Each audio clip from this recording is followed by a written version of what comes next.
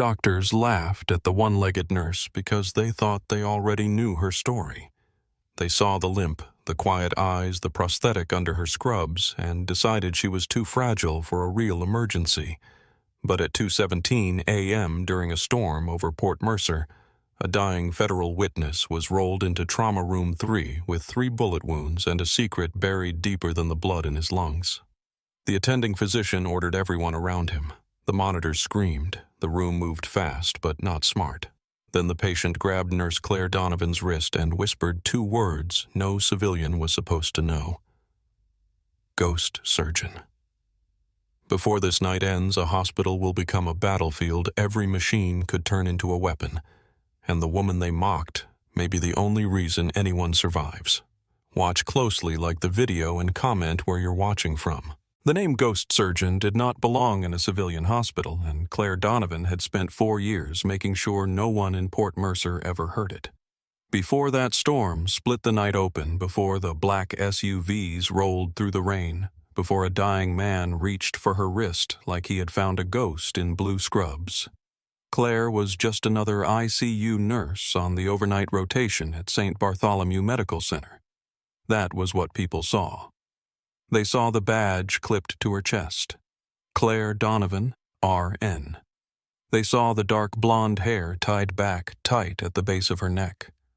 They saw the plain watch on her wrist, the clean nails, the soft voice, the way she rarely spoke unless something needed to be said. They saw her left leg move a little differently when the shift dragged past midnight and the concrete floors began to punish every joint in her body. Some of them saw more than that. Some saw the prosthetic beneath her scrub pants and decided the rest of the story for themselves. Port Mercer sat on the ragged coast of Maine, where the Atlantic hammered stone seawalls in winter and left salt on the windows all year long.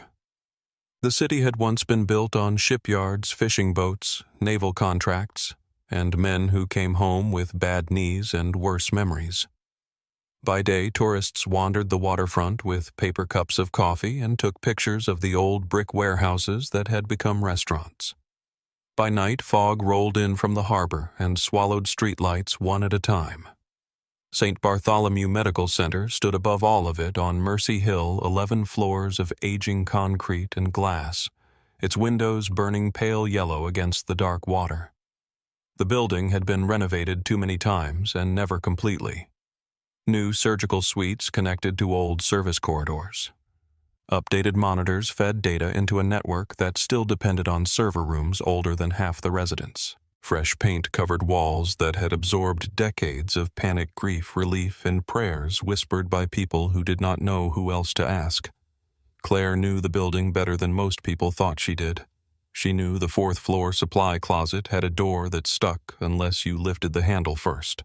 She knew the north stairwell camera blinked red, but had not recorded properly in 6 weeks.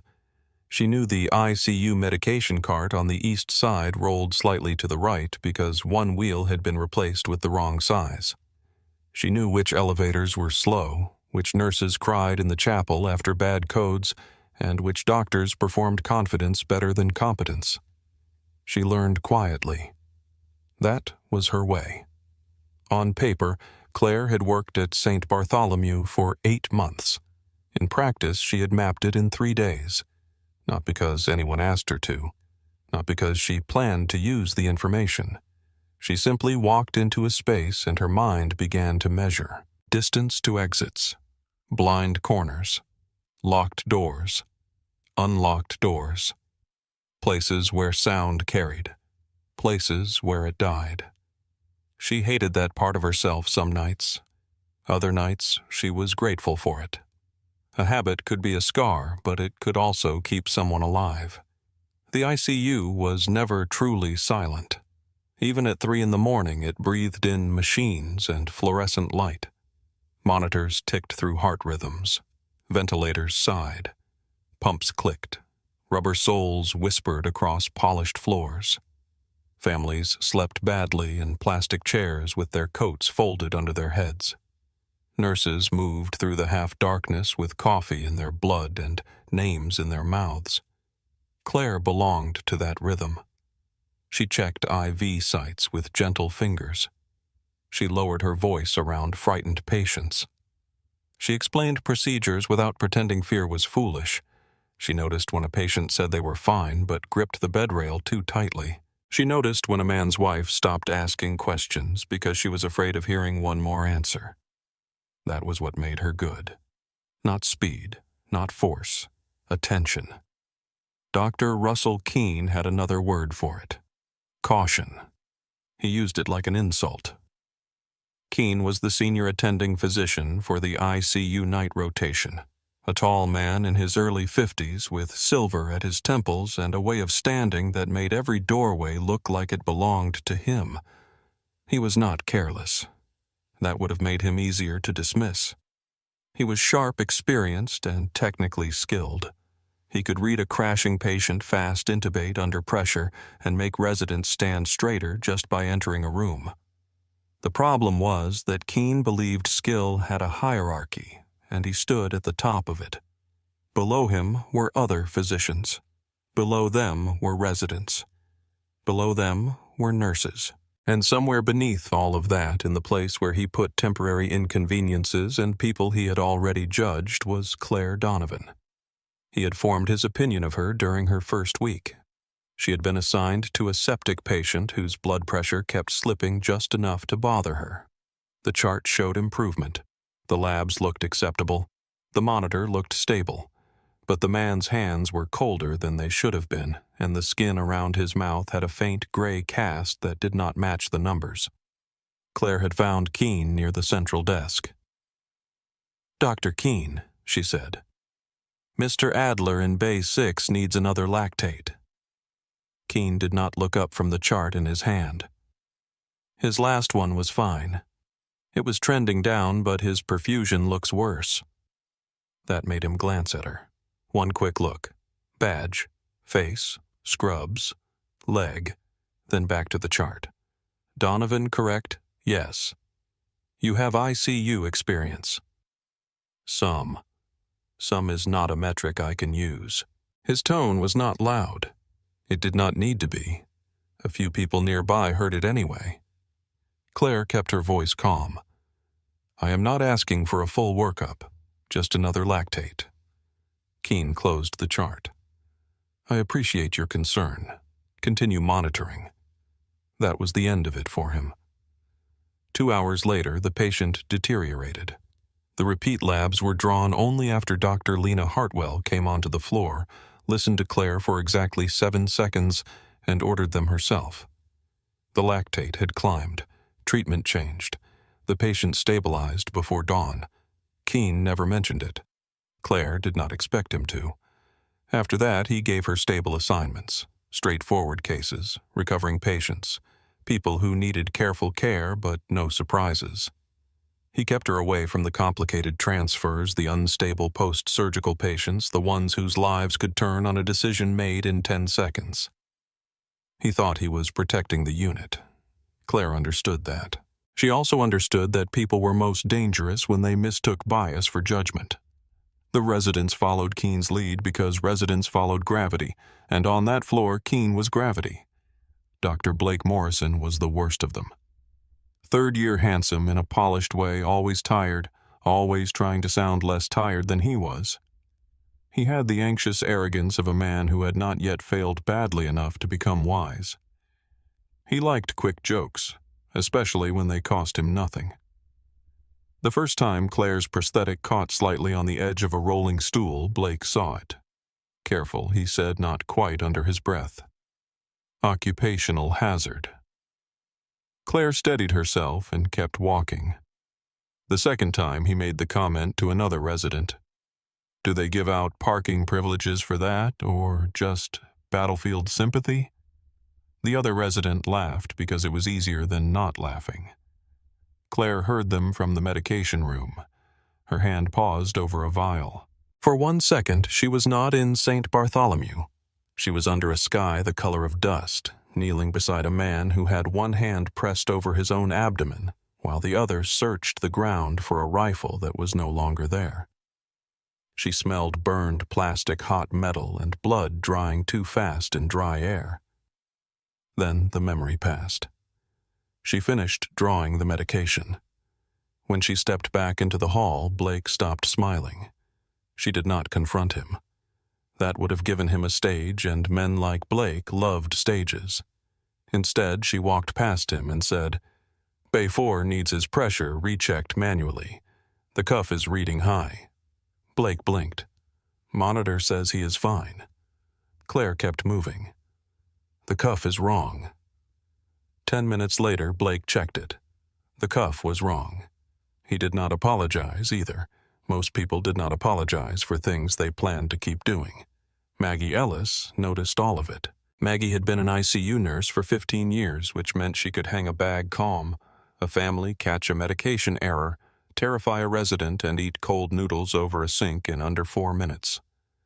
She had short brown hair, tired eyes, and a laugh that sounded like it had survived a lot of bad nights and refused to surrender. She did not trust easily. She trusted patterns. Claire became a pattern she could not ignore. Maggie saw how Claire touched a patient's wrist before looking at the monitor. She saw how Claire counted respirations without moving her lips. She saw how Claire stood near walls when she spoke to doctors, never trapped between people and doors. She saw how Claire always knew when security walked onto the floor before anyone announced it. One night, during a rare, quiet stretch, Maggie found Claire in the break room warming coffee that had already died twice. The room was small and smelled like burnt grounds, disinfectant, and somebody's reheated pasta. A vending machine hummed in the corner. Rain tapped against the narrow window. Maggie sat across from Claire without asking. "You military?" she said. Claire looked up. The microwave beeped behind her. "Why would you ask that?" "Because cops sit facing doors." Claire waited. Maggie took a sip of coffee and grimaced. "Soldiers count them." Claire said nothing. Maggie nodded toward the hallway. "You counted exits on your first night. You know which camera is out. You clock security badges before names. You do not startle easy, but you hate sudden quiet. That is not nursing school." Claire took her coffee from the microwave. "It is also not a question." "Fine," Maggie said. "Were you military?" Claire sat. Her face did not change much, but something behind her eyes stepped back. "A long time ago." "You are 32. It was still a long time ago." Maggie accepted that. She was smart enough to know the difference between an answer and a closed door. After a moment, she said, "Keene is wrong about you." Claire wrapped both hands around the cup. "Keene is wrong about a lot of people.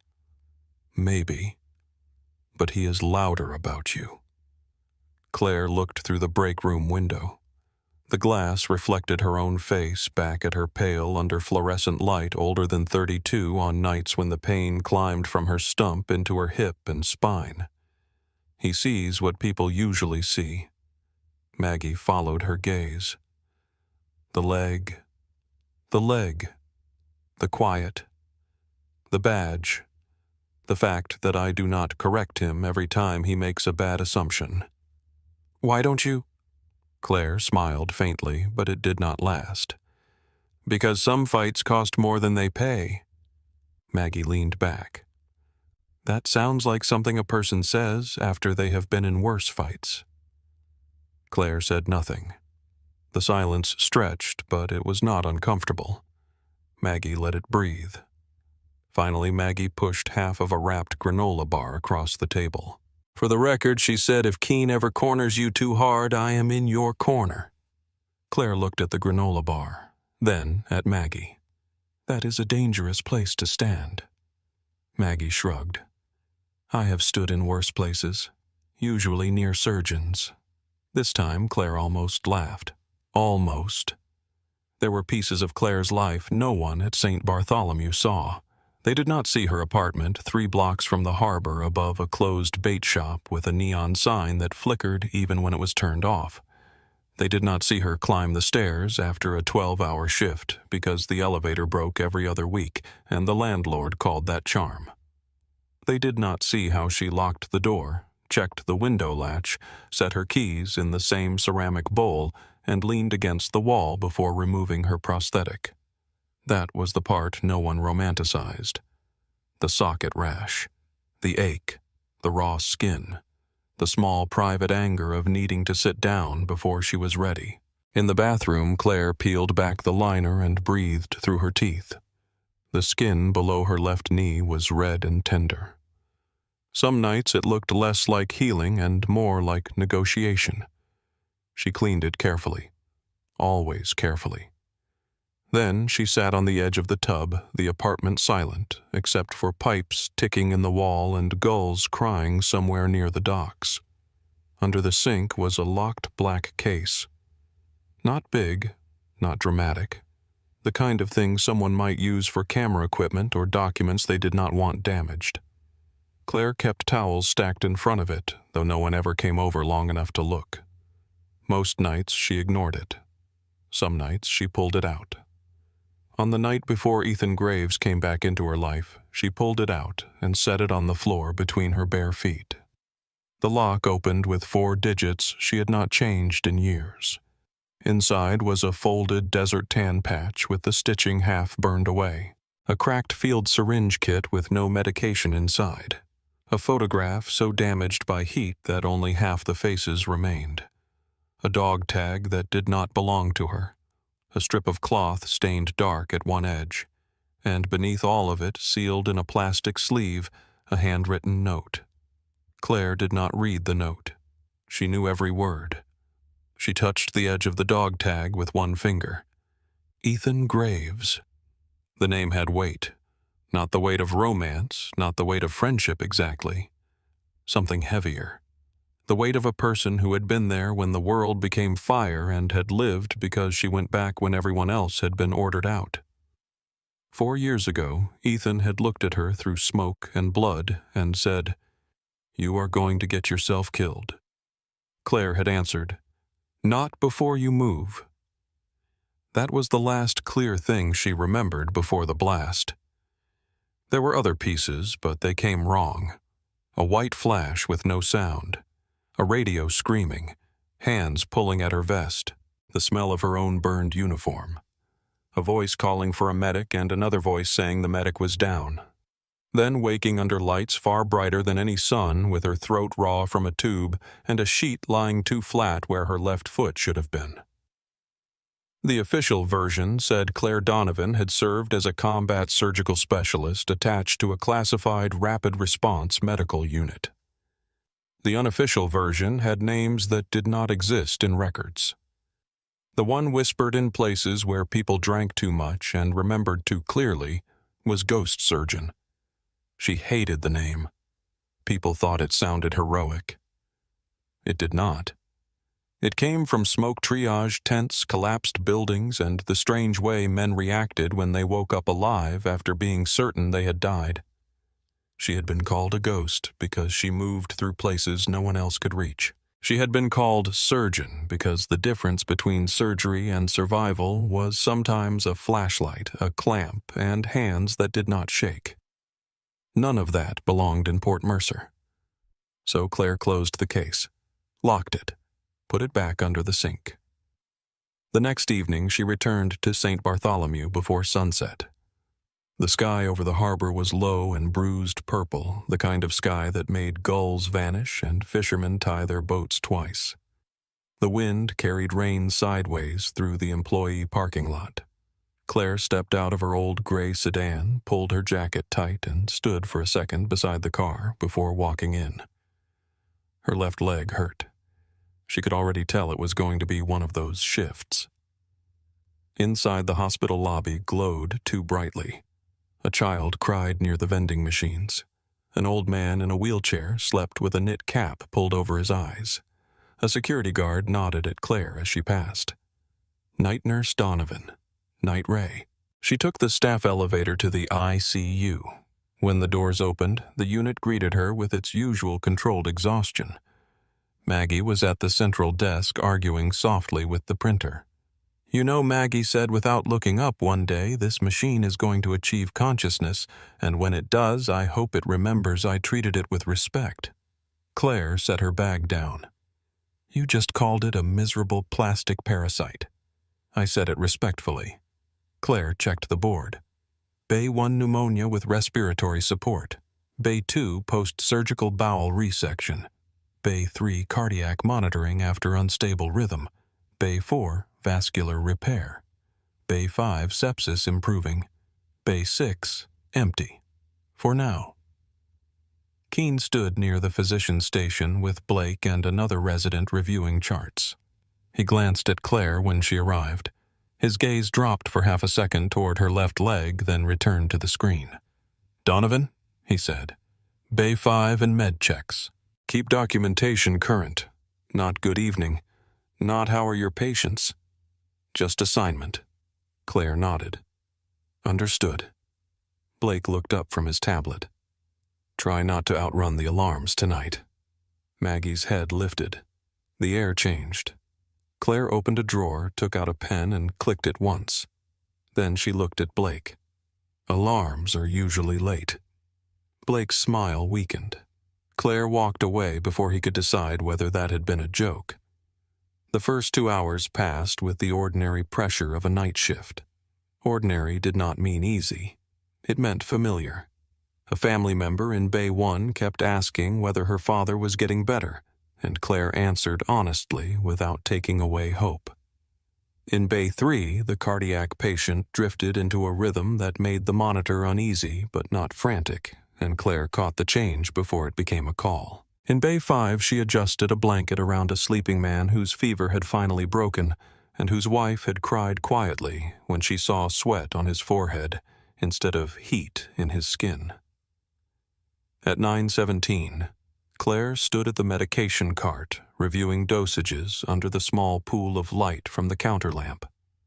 She liked that part of the work. The precision, the quiet responsibility. Every vial, every label, every decimal point mattered. People talked about dramatic saves, but most lives in hospitals were protected by small acts done correctly when no one was watching. Maggie came up beside her. "You are limping." Claire did not look away from the screen. "I am walking." "You are limping while walking." "Efficient multitasking." Maggie crossed her arms. "Pain bad. Annoying. That means bad." Claire scanned the medication label again. "It means annoying." Maggie let it go because patients were nearby, but her eyes stayed on Claire longer than usual. Across the unit, Keene laughed at something Blake said. The sound traveled down the corridor. Claire did not care what the joke was. That was not entirely true. She cared, then decided not to. At 9:42, the overhead speaker clicked. The voice that came through was not panicked. Hospital emergency voices rarely were. They were trained flat, stripped of emotion, as if calm language could soften what was coming through the doors. Trauma alert. Multiple gunshot wounds. Federal escort. Restricted identity. ETA 4 minutes. ICU pre-alert requested.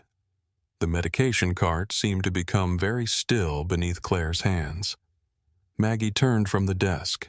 Keene looked up. Blake straightened, suddenly eager in the way residents became eager when danger had not yet learned their names. Claire moved to the nearest terminal and opened the incoming trauma feed. The screen filled with numbers. Male patient, mid-40s, 3 ballistic wounds, shoulder, rib line, left thigh. Blood pressure low, heart rate elevated, oxygen holding. Transport notes incomplete. Federal medical override active. Claire read it once. Then again. The numbers did not fit the wounds.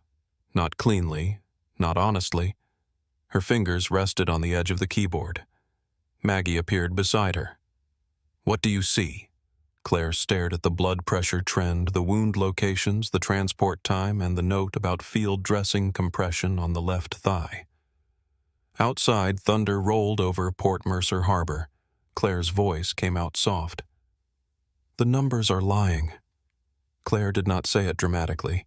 She did not raise her voice, did not step back from the terminal, did not look around to see who had heard her. She simply stared at the incoming data and felt the old part of her mind wake up the part that knew when a picture had been arranged to hide the thing that mattered.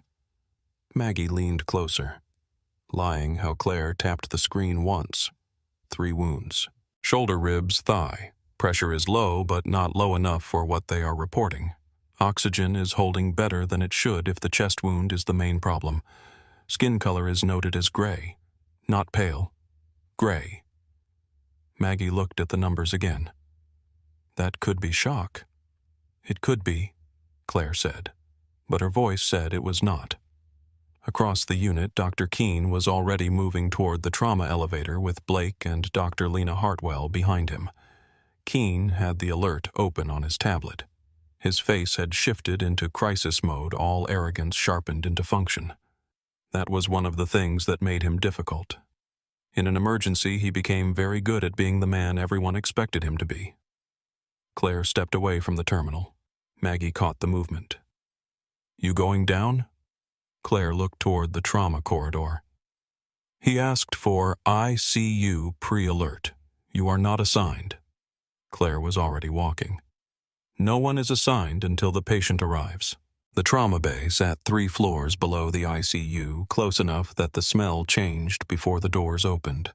More bleach, more blood, more wet coats and street air dragged in with bodies that had not planned to enter a hospital that night. By the time Claire reached Trauma Room 3, the room was already staged. Trays open, suction ready, blood warmer prepared, portable imaging waiting near the wall. Keene stood at the head of the room, gloved and focused. Blake hovered near his right shoulder, hungry to be useful. Hartwell stood opposite them, quiet, alert, reading the room instead of performing for it. Claire stopped just inside the doorway.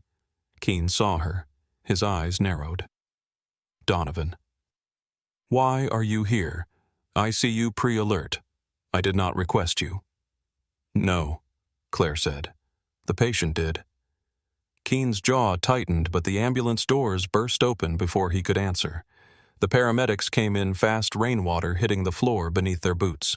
2 federal marshals entered with them. Dark jackets soaked hands near their weapons' eyes, scanning corners instead of faces. The man on the gurney was large through the shoulders, mid-40s skin slick with rain and blood. One pressure bandage rode high near his shoulder. Another crossed his left ribs. The third wrapped his upper thigh tight enough to flatten the fabric around it. Too tight, Claire thought. Too clean. The lead paramedic called the report over the noise. Male, approximately 46. 3 ballistic wounds. Shoulder through and through. Rib graze with possible deeper track. Left thigh entry, no exit found. Pressure trending down. He was conscious for about 90 seconds during transport. Gave one name. Keene moved to the patient. What name? The paramedic looked up from the gurney. Donovan. The room changed. Not much, just enough. Blake glanced toward Claire. Hartwell did too. Keene turned slowly, his expression closing like a door. Claire stepped forward. I am Donovan.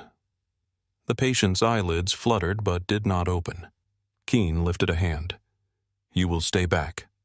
Claire kept her attention on the thigh dressing. The field dressing is masking something. Keene ignored her and reached for the trauma shears. Chest first. Blake call for portable film. Hartwell airway assessment. I want blood ready and vascular notified if that thigh worsens. It already worsened, Claire said. The room went still enough for the monitors to sound louder. Keene looked at her. Repeat that. Claire pointed to the thigh. Entry angle is medial enough to catch a deep branch. The dressing stopped the outside bleed. If the vessel is leaking into the compartment, you will not see it until his pressure falls through the floor. Blake gave a short laugh. From the doorway, Claire did not look at him. From the vitals. Keene stepped closer. This is a trauma bay, Nurse Donovan, not a place for guesses. It is not a guess. Then it is an unauthorized diagnosis. Hartwell's eyes moved from Claire to the patient's leg. She did not speak, but Claire saw the calculation begin. The patient groaned. His right hand jerked against the rail, then went still. The monitor chirped a warning. Blood pressure had slipped again. Keene turned back to the patient. Chest film now. Claire moved closer despite herself. Dr. Keene, his oxygen is not behaving like a primary chest collapse. His pressure pattern fits concealed bleeding. Give me the ultrasound for 30 seconds. No. The word was clean and hard. Claire met his eyes. He is telling you where to look. Keene leaned in voice low enough that only the nearest people heard. You have been here 8 months. You do not override me in front of my team because you saw something in a number trend. Claire's fingers curled once, then opened. The patient's eyes snapped open. For a second, they were not the eyes of an injured man in a hospital. They were clear-trained, searching through pain and light and noise until they found exactly one face. Claire's. His hand came up with sudden force and closed around her wrist. The grip was wrong, too precise, too controlled. He should not have had the strength. Claire froze. The room seemed to fall away at the edges. The overhead lights became white desert sun. The rain on the windows became static in a radio. The smell of antiseptic bent into smoke. The man's lips moved. Ghost surgeon. Claire stopped breathing. He swallowed, fighting the blood in his mouth. You were supposed to be dead. No one laughed now. Blake's face drained of color. Hartwell went very still. Keene stared at the patient's hand locked around Claire's wrist as if the shape of the night had become personally offensive. Claire lowered her head toward Ethan Graves, though no one in that room had been told his name. Her voice was barely sound. Ethan. His eyes flickered. Did not know who else. Then his hand loosened. The monitor screamed. His pressure dropped hard. Keene snapped back into motion. Chest film. Blood now. Blake, move. Claire stepped away because if she stayed another second, she would stop being Nurse Donovan and become the thing she had buried under 4 years of locked doors and quiet shifts. Keene caught her by the arm before she could fully turn. What did he call you? Claire looked at his hand on her sleeve until he released it. A mistake. She walked out before anyone could stop her. In the corridor, the world narrowed to the sound of her own breathing. The trauma bay doors swung shut behind her, cutting off the worst of the alarms. She stood beside a supply cart and pressed her palm flat against the cool metal shelf. Ethan Graves was alive. Ethan Graves had been shot. Ethan Graves had asked for her. The name Ghost Surgeon had been spoken in a room full of civilians. A rational person would have called security federal authorities, maybe hospital administration. A rational person would have removed herself from the situation before the past could reach any deeper into the present. Claire had survived by understanding that rational and useful were not always the same. She straightened and turned back toward the trauma bay. Through the glass, she could see Keene at the center of the room. Blake held pressure near the shoulder. Hartwell was reviewing the monitor and speaking to the tech. The portable film unit rolled into position. They were still treating the chest. Claire watched the thigh dressing. The fabric around it had darkened at the edge, but not enough to frighten anyone who did not already know what was happening underneath. Maggie appeared beside her, slightly out of breath. You look like you saw a ghost. Claire did not take her eyes off the room. He did. Maggie understood enough not to ask. What does he need ultrasound on the left thigh? Keene said, no, Keene is still looking where the blood wants him to look. Inside the bay, the film was taken. The team waited. Ethan's pressure drifted lower. Claire counted seconds. Not because seconds were meaningful on their own, but because people wasted fewer of them when she counted. The preliminary image came up on the wall screen. Keene's face did not change, but his shoulders tightened. Inconclusive, Hartwell said. Repeat vitals, Keene ordered. The monitor answered before anyone else did. Claire heard the tone change. She stepped through the doors. "Dr. Keene." He turned. Something dangerous moved in his expression. "Remove yourself from this room. He is bleeding into his leg. You do not know that." "Yes," Claire said. "I do." Blake looked from one to the other. Hartwell said nothing, but she no longer looked convinced by Keene.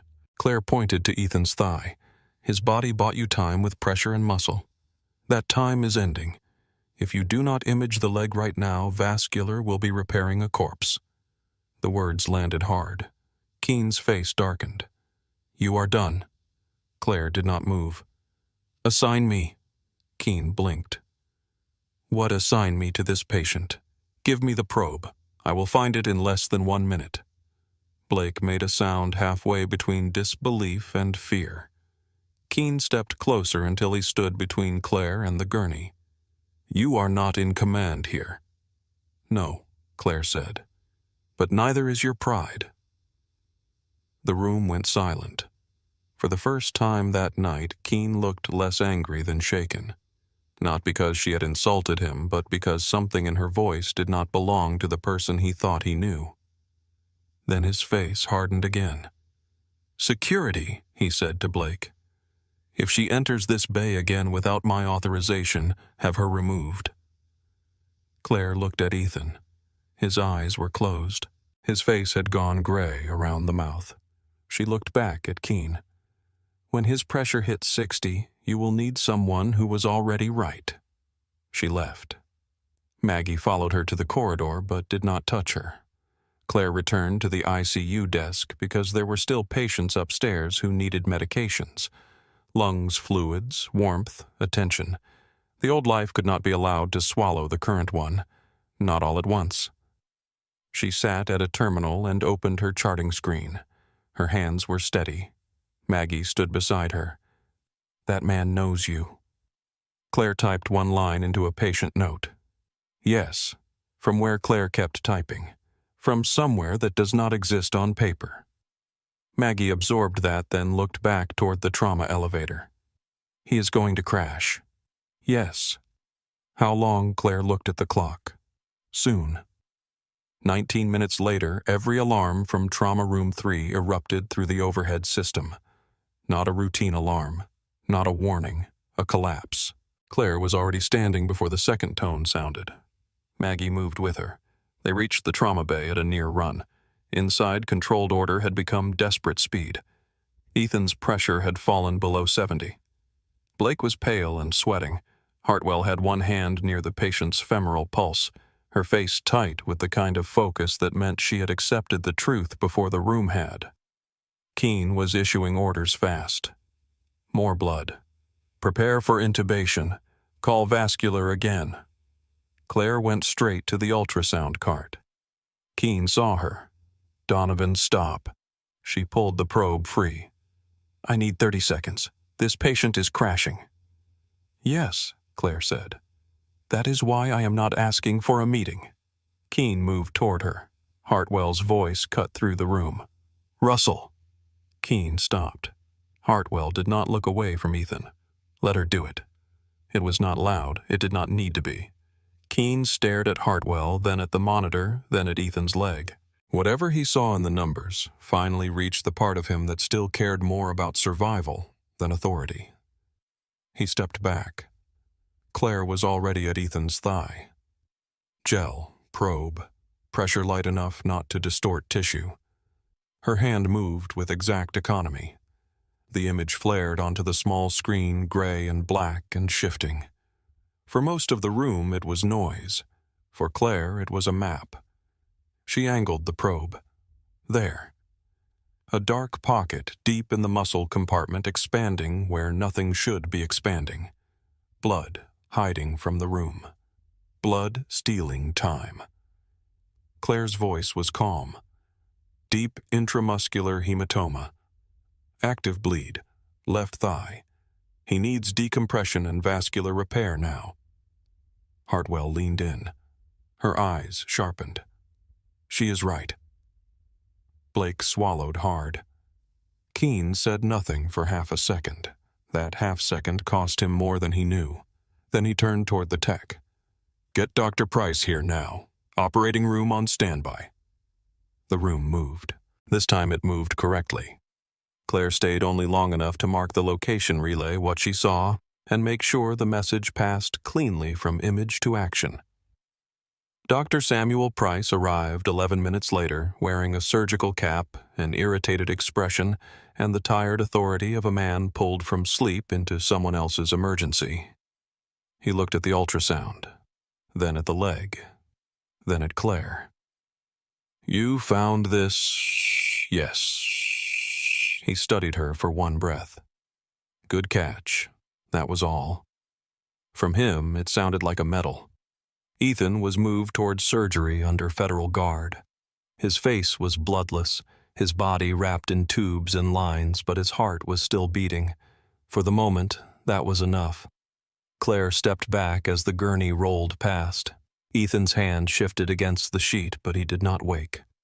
She watched him disappear through the corridor doors and felt something in her chest she refused to name. The trauma bay emptied in pieces. Nurses cleared packaging. Techs wiped surfaces. Blake avoided looking at her. Hartwell entered notes into the system with short, controlled keystrokes. Keene waited until the last federal marshal turned the corner. Then he spoke. "Donovan." Claire was coiling the ultrasound cable. She turned. Keene stood in the corridor, face composed again. That was almost impressive. Some men could bleed certainty and still button their coats over the wound. "That was outside your scope," he said. Claire looked at him. "He is alive. That is not the point. It is the only point the patient cares about." His nostrils flared. "You entered a restricted trauma bay after being ordered out. You challenged me in front of residents, nurses, federal personnel, and another attending. You were wrong in front of them, too." The corridor seemed to sharpen around the silence. Keene lowered his voice. "You need to be very careful." Claire set the probe into the cart. "I was careful. That is why I found the bleed." His face tightened. "For the remainder of this shift, you are on administrative duty. No patient contact. You will complete an incident report before you leave. I will decide what happens after that." Maggie had appeared at the far end of the hall. Hartwell stood just inside the trauma bay door, close enough to hear, still enough to matter. Claire felt the ache in her leg, now deep and electric. The adrenaline had covered it, then abandoned her. She nodded once. Understood. Keene looked almost disappointed that she had not argued. Good. He walked away. Claire stood there for another second, staring at the polished floor where rainwater and blood had mixed under the wheels of Ethan's gurney. Maggie came closer. "Administrative duty?" "Yes, for saving his life." Claire pushed the ultrasound cart toward the wall. "For doing it without permission." Hartwell stepped into the corridor. She looked at Claire for a long moment. "You were right," Hartwell said. Claire met her eyes. "I know." Hartwell nodded, accepting both the answer and everything beneath it. Then she turned back toward the trauma bay. Maggie waited until Hartwell was gone. "You going to tell me what ghost surgeon means?" Claire looked toward the elevators. The doors were closed. For now. "No."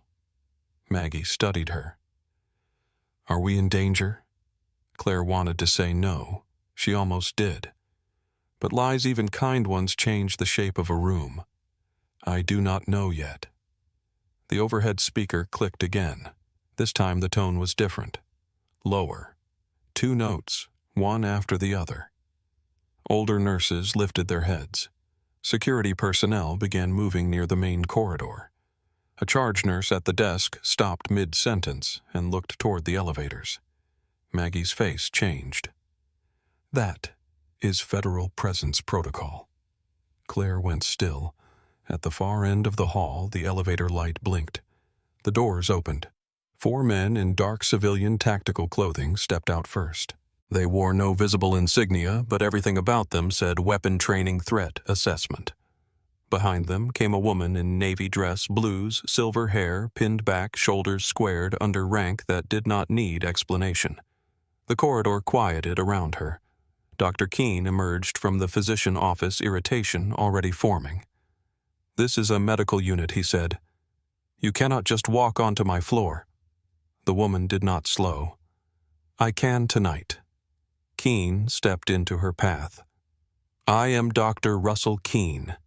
Any request involving a patient on this floor goes through me or hospital administration." The woman finally looked at him.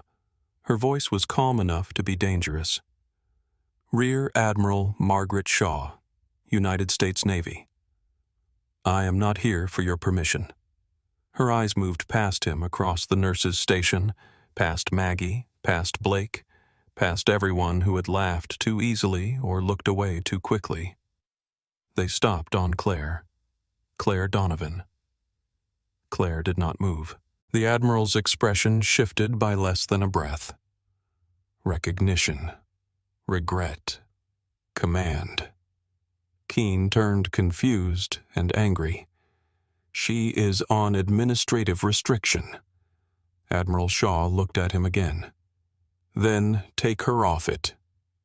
Keene's voice sharpened. "Admiral, with respect, she is just a nurse." The corridor went silent. Shaw did not raise her voice. "No, doctor." She stepped closer to Claire. "She is the reason your witness is still alive." Claire felt the past open behind her like a door she had forgotten to lock. Admiral Shaw held her gaze. "I need to speak with Ghost Surgeon." Claire did not answer at first. The corridor around her felt too bright, too clean, too full of people pretending they had not just heard a name that made the air change. Ghost Surgeon sat between them like a body no one wanted to identify. Dr. Keene looked from Admiral Shaw to Claire, then back again, searching for a version of the room where he still understood the order of things. He did not find one. Claire slowly closed the patient chart on the terminal. "Conference room," she said. Admiral Shaw nodded once. "Now." Maggie stood beside the nurse's station, her arms folded tight against her chest. She was watching Claire, not the Admiral, not the armed men, not Keene. Her face held a question she was too disciplined to ask in front of strangers. Claire gave her the smallest look. "Stay here." Maggie understood. Claire walked past Keene without turning her head. She could feel his confusion behind her hot and brittle. The same man who had ordered her out of a trauma bay now watched federal officers move aside for her, like she belonged to a different chain of command. The conference room sat near the end of the ICU hall. It had a long table, 12 mismatched chairs, a wall-mounted screen that rarely worked, and a whiteboard still marked with last week's staffing notes. Someone had written, "Please return pens" in red marker and underlined it twice. Claire entered first. Admiral Shaw followed and shut the door. For a moment, neither woman sat. Rain tapped the window in nervous bursts. Beyond the glass, Port Mercer Harbor was a black sheet broken by pale dock lights and the slow sweep of the lighthouse beam. Shaw studied Claire in silence. She was older than Claire remembered from the photographs in classified briefings. Late 50s now, maybe early 60s. Silver hair, hard eyes, a face that had learned to hold grief in public without letting it spill. Her dress blues were perfect. Her hands were steady. Claire hated that she noticed the hands. In old rooms during old wars, hands told the truth first. "You changed your hair," Shaw said. Claire looked at her. "That is what you came here to say?" "No." "Then say the rest." Shaw pulled out a chair and sat, but she did not relax. She placed a thin black folder on the table between them. "Ethan Graves is alive because of you. He is alive because Dr. Price got him to surgery. He would never have reached surgery if you had listened to Keene." Claire looked toward the closed door. "Keene is not the problem," No, Shaw said. "He is just the first obstacle." Claire did not sit. Her left leg throbbed from the run to the trauma bay, from standing too long from memory, finding nerves that had no business remembering anything. What happened to Ethan Shaw opened the folder. 3 days ago, Graves contacted my office through an old channel. One I thought nobody outside my generation even remembered. He said he had physical evidence tied to Sentinel Ridge Medical Systems. Claire's face did not change, but her eyes sharpened. The contractor. You know them, I know their kits. That is why he asked for you. Claire finally sat. Sentinel Ridge Medical Systems had been a respected defense contractor for years. Trauma packs, portable airway tools, blood storage modules, field surgical kits built for medevac teams and forward aid stations. Claire had used their equipment overseas. Everybody had. Their logo had been stamped on cases dropped into places where hospitals did not exist, and the first 5 minutes decided whether a person lived long enough to see the next hour. Shaw slid a photograph across the table. It showed a field trauma kit opened on a metal surface. The foam inserts were burned at one edge. A cracked airway seal lay beside a blood pouch with a swollen seam. Claire did not touch the photograph. She did not need to. She remembered the texture of that airway seal, the stiff pull of the plastic, the way it had felt wrong in her hand one night under red light while someone bled through a bandage she could not change fast enough. Shaw watched her. The public record says Sentinel Ridge passed every certification audit for 8 years. Clean quality control, clean shipping chain, clean temperature validation, internal testing within acceptable range. Public records are written for people who like sleeping. Shaw's mouth tightened. Graves found the private records. Claire looked up. What did they falsify? Almost everything that mattered. The rain intensified against the glass. Shaw opened the folder wider. Airway seals that failed pressure testing. Blood storage modules that drifted out of safe temperature range after 12 hours in heat. Hemostatic injectors with unstable compounds. Field monitors that lost calibration after impact. Sentinel knew. Their internal engineers flagged it. Their executives buried the reports and changed the language before federal review. Claire stared at the documents. How many died? 6 confirmed. Claire's jaw moved once. Shaw continued. 11 probable. More under review. The confirmed cases were all injuries with survival windows. Vehicle rollover outside a forward checkpoint. Blast trauma during extraction. Penetrating wound after a convoy ambush. In each case, the equipment failed during the window where it was supposed to save them. Claire looked back at the photograph. A hospital was full of machines, but field medicine was crueler. In the field, gear was not support. Gear was promise. Someone packed it. Someone certified it. Someone signed off on it. Then a medic opened the case under fire and trusted that a stranger in an office had told the truth. Claire's voice was low. Ethan was carrying the evidence. Yes. Certification files. Internal messages. Shipping logs. Product failure reports. Payment records tied to procurement officials. Enough to put Sentinel Ridge executives in a federal courtroom and keep them there. Where is it? We do not know. Claire looked at her. Shaw held the look.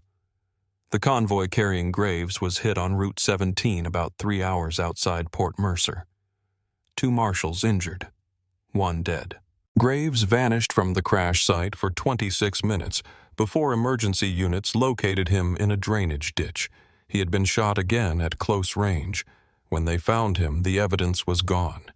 If Sentinel took it, they would have killed him. Shaw said nothing. Claire leaned back slowly. They do not have it. That is our assessment. Then they followed him because they think he can still tell them where it is, or because he already told someone. The words sat there. Claire looked toward the door again. In the hallway beyond it, Keene would be demanding answers from people who did not have them. Maggie would be pretending not to listen while hearing everything useful. Ethan would be under anesthesia, his body open under bright surgical light, while the past he had carried for years waited to see whether he would wake. "He did not contact me," Claire said. "I believe you. No calls, no messages, no dead drops. Nothing. I believe that too. Then why bring him here?" Shaw folded her hands on the folder. "Because 4 years ago, after the Al-Mazrah extraction, before your file disappeared into whatever hole you dug for it, Ethan Graves told 3 different people that if he ever had something too dangerous for command channels, he would find Ghost Surgeon." Claire's face went still. "Do not use that name like you own it." "I do not. No one does." Shaw accepted the correction. "Claire." That was worse. Claire stood and walked to the window. Her reflection hovered over the harbor lights. In the glass, she looked like a nurse. Blue scrubs, badge, hair tied back, tired eyes. Nothing in the reflection showed the heat, the screaming, the red dust, the weight of a man across her shoulders, while her own leg bled into a boot she would never wear again. Shaw spoke behind her. "Your record says you were killed during extraction." Claire almost smiled. "Then your record is comforting. It also says a combat surgical specialist remained inside a collapsed aid station after evacuation orders were given. It says 6 personnel were recovered alive from the inner corridor. It says the final explosion destroyed the eastern wall before the extraction team could re-enter." Claire said nothing. "It does not say how you survived." "No. Graves said you crawled through smoke with 1 tourniquet left and made decisions no one should have to make." Claire looked at her own reflection. "Ethan talked too much. He said that when the team pulled you out, you were still giving instructions." Claire closed her eyes for 1 second. She remembered that part.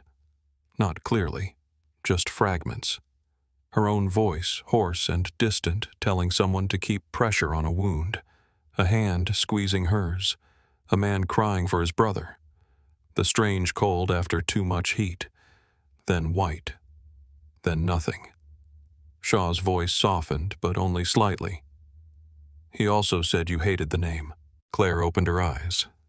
Then he remembered something correctly. A phone buzzed on the table. Shaw checked it. "Surgery has begun. Dr. Price estimates 2 hours minimum." Claire turned back. "Who knows Ethan is here?" "My office. The marshals. Hospital administration. A federal task group already moving toward Port Mercer." "That is too many." "Yes. Who knows he asked for me?" Shaw paused. "Everyone in that trauma bay." Claire let out a slow breath. That was worse. A secret spoken in panic became a weapon once it touched the wrong ear. She moved back to the table. "You need to lock down the operating floor. Already in progress. Not just elevators. Stairwells, service corridors, laundry access. The old staff bridge between surgical recovery and diagnostics." Shaw's brow lifted. "You know the bridge, I know the building. You have been here 8 months." Claire looked at her. "Yes." Shaw absorbed that answer and did not ask another stupid question. Claire continued. "Your people in the hall are positioned for a frontal threat. That is not how this works. If Sentinel followed the convoy here, they will not walk through the main lobby with guns out. They will use the hospital against itself. Badges, systems, panic, a false alarm on another floor, something that pulls eyes away from Ethan." "You think they are already inside?" "I think if they are not, they will be soon." The phone on the table buzzed again. This time it was not Shaw's. Claire looked down. Her own phone. Unknown number. That should not have happened. She filtered unknown contacts. Hospital calls passed through a staff directory. Maggie had her personal number. Almost no one else did. The message was short.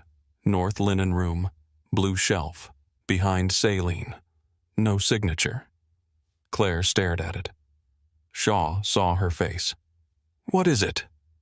Claire slid the phone across the table. Shaw read the message and looked up. Graves. He has been unconscious since arrival. Then someone placed it before he came in. Or after. Shaw stood. I will send 2 officers. No. Claire. If this is a trap, 2 officers make it louder. If it is real, I need to see it before your people turn the floor into a crime scene.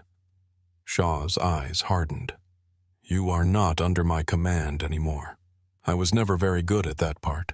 For the first time, something almost like a smile touched Shaw's mouth. Then it vanished. One of my people stays 20 feet behind you. No closer. 10, 15, done. Claire left the conference room. The corridor seemed different now. Not because it had changed, but because she had stopped pretending it was only a hospital hallway. Every doorway had become a possibility. Every badge, every cart, every maintenance closet, every person looking away too quickly. Maggie was at the desk. She did not ask where Claire had been. She simply said Bay 5 is stable. Keene is angry. Blake is scared. Hartwell is pretending not to watch the Admiral's people. Claire nodded. I need the North Linen Room. Maggie's eyes narrowed. Why, I do not know yet. That is not my favorite answer. It is currently the honest one. Maggie glanced at the tactical officer lingering near the conference room door. Should I come now? Stay with the patients. Maggie lowered her voice. Claire. Claire stopped. Maggie looked at her. Really looked at her. Are you the reason those people are here? Claire's first instinct was to say no. Her second was to say yes. Neither was fair. I am part of the reason. Maggie took that in. Then come back. Claire nodded once. The North Linen Room smelled of warm cotton plastic packaging and detergent. It was narrow, lined with metal shelves stacked with sheets, gowns, towels, saline bags, and sealed supply bins. Claire paused outside the door long enough to listen. Nothing. No breathing. No movement. No scrape of shoe rubber against tile. She entered with the door half open behind her. Blue shelf, behind saline. She moved 2 stacks of bags aside and found a small specimen transport pouch tucked flat against the back panel. Inside was a torn strip of packaging cardboard folded twice. The handwriting was tight, uneven, and unmistakable. Ethan. Claire read the note. 8th floor, records annex, supply closet 8C. Behind the air return. Do not let them scan first. The words sent cold through her ribs. Not because of the location, because of the warning. Do not let them scan first. This was not only about hiding something, it was about someone searching for it with tools, with access, maybe with the hospital's own systems. Claire folded the note and put it into her scrub pocket. The tactical officer appeared outside the door. Anything Claire looked at him. No, he did not believe her. That was fine. She walked past him and returned to the main hall. At the nurse's station, Keene was speaking sharply into a phone. Blake watched Claire with a look that had lost most of its humor. Hartwell stood near a charting station, arms crossed, eyes quiet and alert. Claire did not stop. She went to the elevator. Shaw met her before the doors opened. Report. Claire kept her voice low. I need access to the 8th floor records annex. Shaw's eyes moved over Claire's face. You found something? I found a direction. Then my people go first. No. If someone is watching federal movement, they will react to your people. They may not react to me. They know your name. They know the name Ethan said. They do not know what I am doing yet. The elevator doors opened. Claire stepped inside. Shaw entered with her.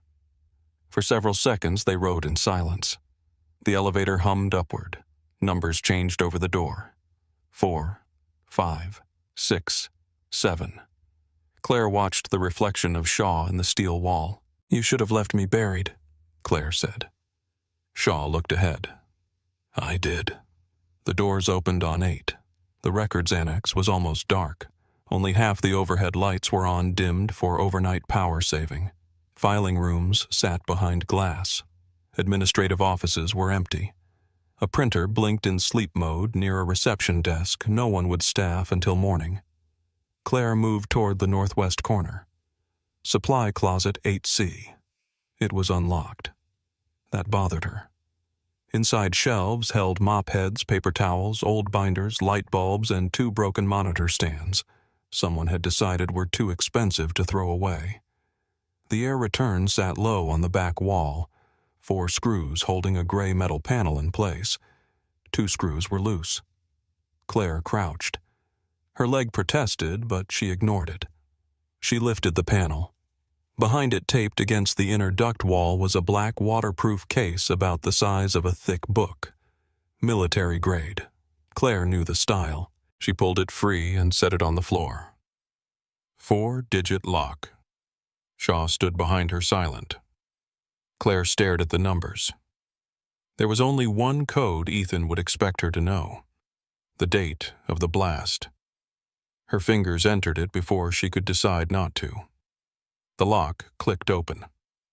Inside lay a USB drive, 2 folded certification reports, a small optical disc, and a stack of photographs bound with a rubber band. On top was a handwritten note. "If I do not wake up, give this to someone who still knows what a life is worth." Claire did not speak. Shaw lowered herself beside the case. "My God." Claire closed it again. Shaw looked at her. "What are you doing?" "Putting it back. We need to secure it." "Not yet." Shaw's voice hardened. "That evidence is the reason men are dead, and it is the reason more may come here. If we move it with federal officers right now, anyone watching knows we found it." Claire slid the case back behind the panel and replaced the metal cover as close to its original position as possible. Shaw looked like she wanted to argue. She did not. Claire stood. Her phone rang. Unknown number again. This time a voice came through before she could speak. It was thin, strained, and filtered through hospital equipment. "Ethan, Claire." She gripped the phone. "You are supposed to be unconscious." "Was. For a minute." "Where are you?" "Between rooms." "They do not know I woke." Shaw stepped closer. Ethan breathed hard. "Listen. Sentinel did not follow me here by accident."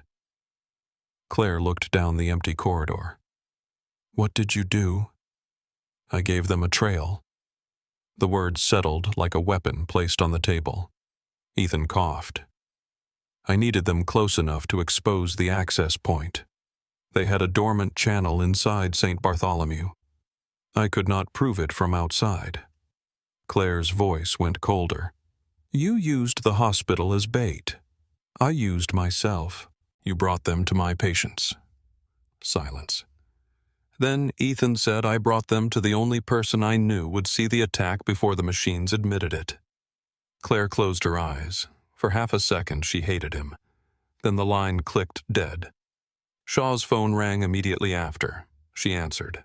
Her expression changed. Not panic. Command under pressure. She looked at Claire.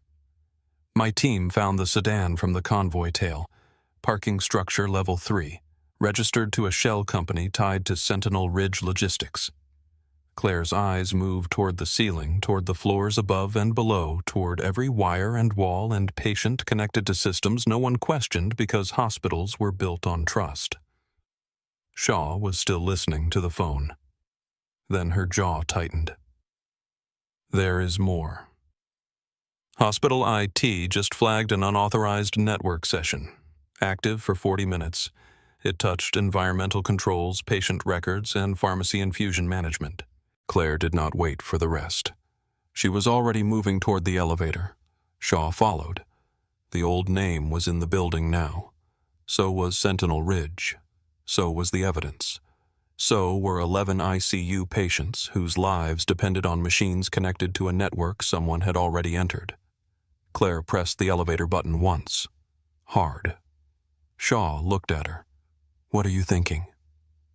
The doors opened. Claire stepped inside. I am thinking they are already inside. The elevator dropped through the center of St. Bartholomew Medical Center, with Claire Donovan and Admiral Margaret Shaw standing shoulder to shoulder in silence. The numbers above the door glowed one floor at a time. 8, 7, 6. Claire watched their reflection in the brushed steel wall. Shaw still looked like command itself, straight-backed and composed, but there was tension in her jaw now, the kind that came when a situation had moved from controlled to unknown. Claire knew that feeling. Unknown was where people died. Her phone vibrated again. This time the message came from Maggie. Bay 4, pump looks wrong. Need you now. Claire read it once. The elevator doors opened on the ICU floor. She was moving before Shaw could speak. The unit looked the same at first. Same pale lights, same monitors, same nurses crossing the floor with coffee breath and tired eyes, same patients lying beneath blankets while machines translated their bodies into numbers. But Claire felt the shift immediately. The air had changed, not in temperature, not in sound, in trust. She reached Bay 4 and found Maggie crouched beside the infusion pump, one hand on the tubing, the other holding the patient chart against her thigh. The patient was Henry Wallace, 64 years old, post-operative vascular repair. Stable for most of the evening. Fragile, but stable. He had a wife asleep in the waiting area and a daughter driving in from New Hampshire. His pump screen showed 90 milliliters per hour. The reservoir level said that was a lie. Maggie looked up. I checked it twice. Claire knelt beside her. Her prosthetic knee touched the floor with a dull plastic click. Pain flashed up her thigh. She ignored it and traced the line with her fingers. What is running heparin? Claire's mouth went dry. Too much heparin in a post-operative vascular patient did not look like murder. It looked like bleeding. It looked like a complication. It looked like a body failing in a way bodies sometimes failed in hospitals. Claire checked the pump history. The programmed rate had not changed. The delivered volume had. Someone had told the machine to lie. Disconnect it. Maggie was already reaching. Claire stopped her hand. Not power first, line first, clamp then manual control. Maggie's face tightened, but her hands did exactly what Claire said. Doctor. Hartwell entered the bay, hair pulled back, sleeves rolled, eyes already on the patient. What happened? Claire did not look away from the pump. The system says one thing, the bag says another. Hartwell checked the chart. Heparin. Yes. Hartwell understood immediately. Her face lost all softness. How long Maggie answered. Maybe 20 minutes, maybe 30. Claire looked at the patient's skin, then at the drain output, then at the monitor. Draw coagulation studies, manual pressure check, get reversal ready, but do not administer until we confirm where he is. Hartwell was already moving. Done. Claire stood and turned toward the central desk.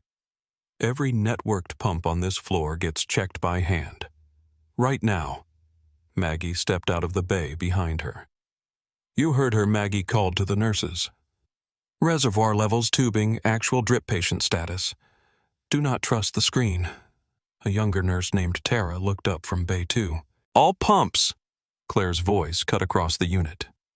All pumps! No one argued. Not because they understood yet, because Claire's tone left no space for delay. Blake Morrison appeared near the medication room holding a tablet. What is going on? Claire passed him without slowing. Take Bay 1 and Bay 2. Compare displayed rate to actual volume. If you cannot verify it, disconnect from network and call Maggie. Blake blinked. I am not trained on pump audit. Claire stopped and looked at him. The same resident who had joked about her limp now stood with fear rising behind his eyes, waiting for someone else to become useful first. Then learn, scared, Claire said. He moved. Shaw stood at the edge of the nurses' station with one of her tactical officers. She listened as Claire took the floor without asking permission. No title changed hands. No badge gave her authority. The crisis did. Claire opened the ICU equipment management screen. Access icons flashed across the terminal. She entered her credentials, then Shaw handed her a temporary authorization code written on a folded slip of paper. From hospital administration, Shaw said. Claire typed it in. The system opened wider than it should have. Patient record access, medication delivery logs, device status, pump network, environmental controls. Too many systems talking to one another like old friends sharing keys under the door. Claire scanned the active session log.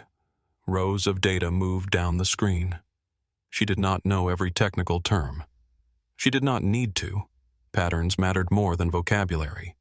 External session, privilege escalation, credential token reuse, read access, write access, device override. It had been running for 47 minutes. Claire's voice lowered. They are not just watching. Shaw stepped closer. What are they touching? Claire clicked through the log. Patient records, pharmacy infusion management, device control layer, environmental systems. Can they reach surgery? Claire did not answer immediately. She opened another panel. Operating suite equipment management. A recent access ping blinked beside OR4. The room seemed to tighten around her. Ethan. Claire picked up the desk phone and called surgery. No answer. She tried the direct line to OR control. The call rang once, then clicked dead. Maggie came out of Bay 7, face pale. Claire. Claire turned. What Bay 7 has potassium chloride in the medication record. Entered under my code 28 minutes ago. The unit seemed to fall silent behind the alarms. Maggie held up both hands. I did not enter it. I know. Bay 7 was Eleanor Price, 79 years old. Pneumonia complications and cardiac vulnerability. A potassium error in her line could stop her heart quietly and leave behind a chart full of reasonable explanations.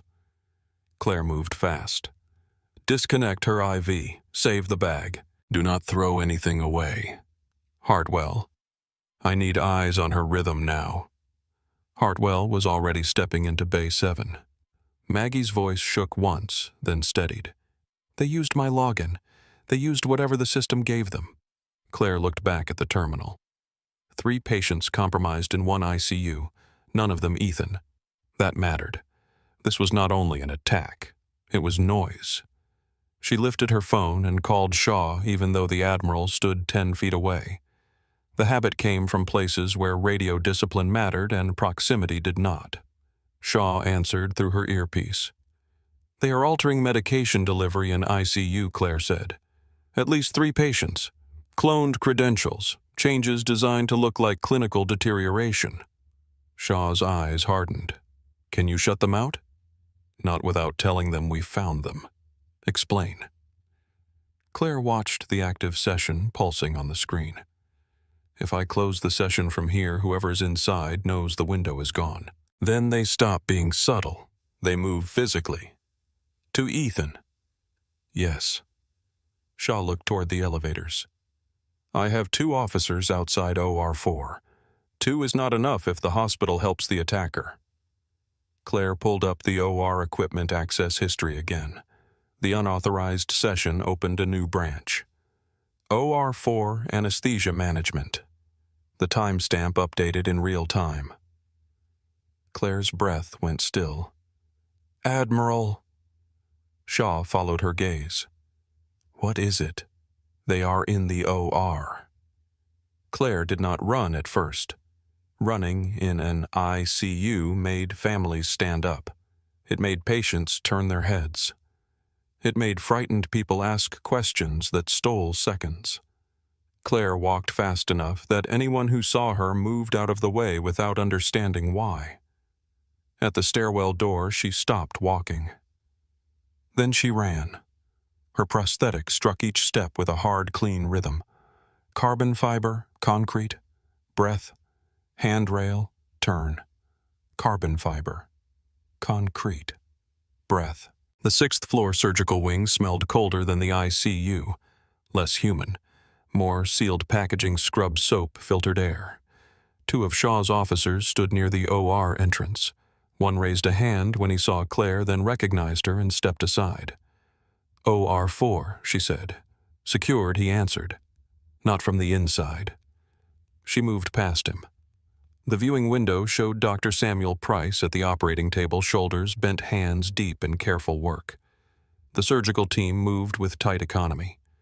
Ethan lay draped beneath blue, sterile sheets, face partly hidden, body open under bright white light. The monitor on the wall showed stable numbers. Too clean.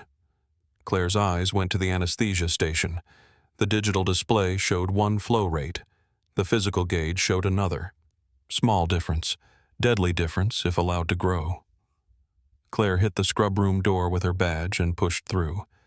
A circulating nurse turned. You cannot come in here. Claire kept moving. Switch anesthesia to manual control now.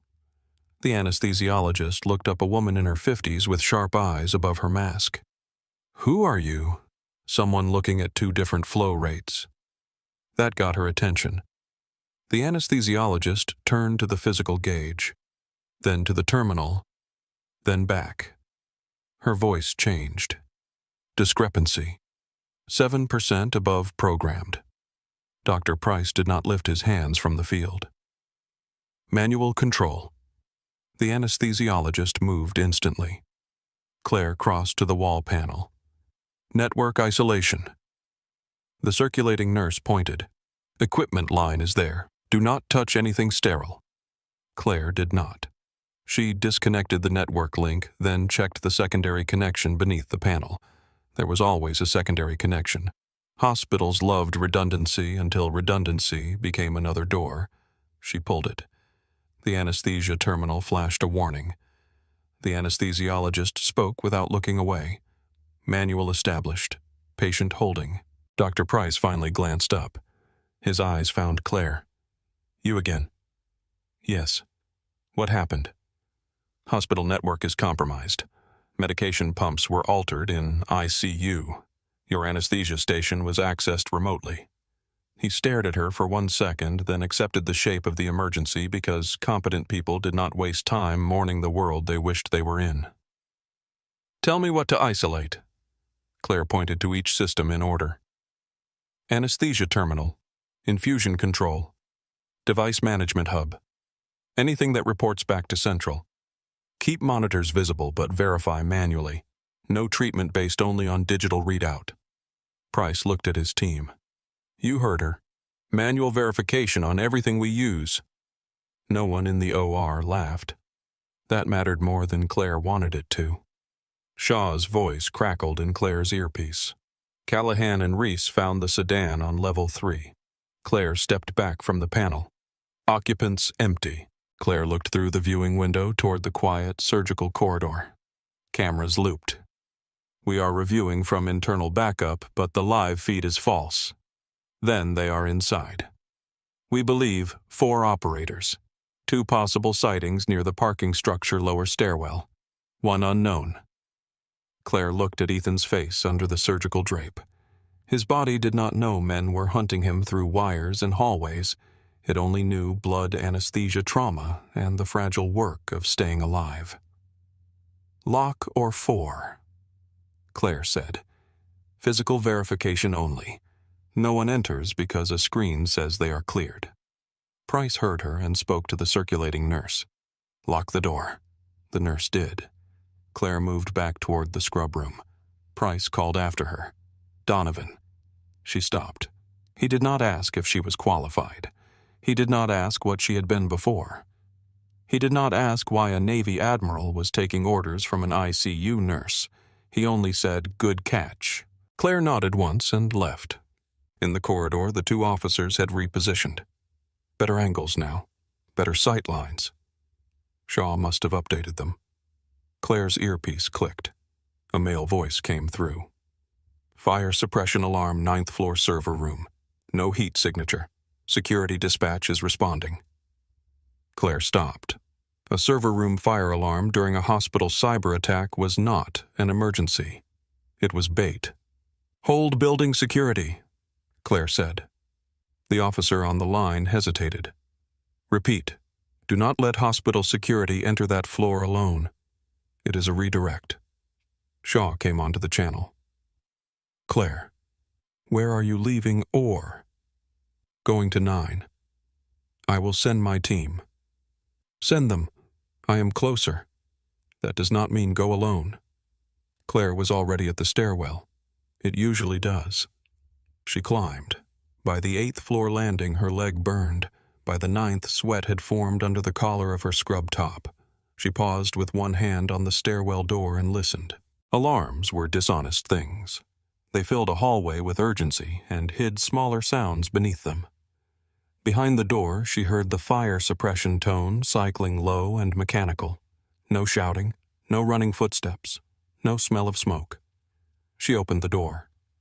The 9th floor corridor was mostly administrative server access, medical records overflow, billing offices, compliance rooms where people used words like workflow and liability, while nurses downstairs held lives together with tape and instinct.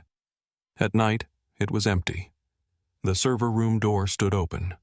It should not have. A suppression alarm should have sealed it. Claire moved along the wall. Not center hallway. Never center hallway. The server room glowed blue and white from racks of equipment. Cold air poured out through the open door. Inside the halon system, warning light blinked, but the discharge nozzles were silent. Manual interruption.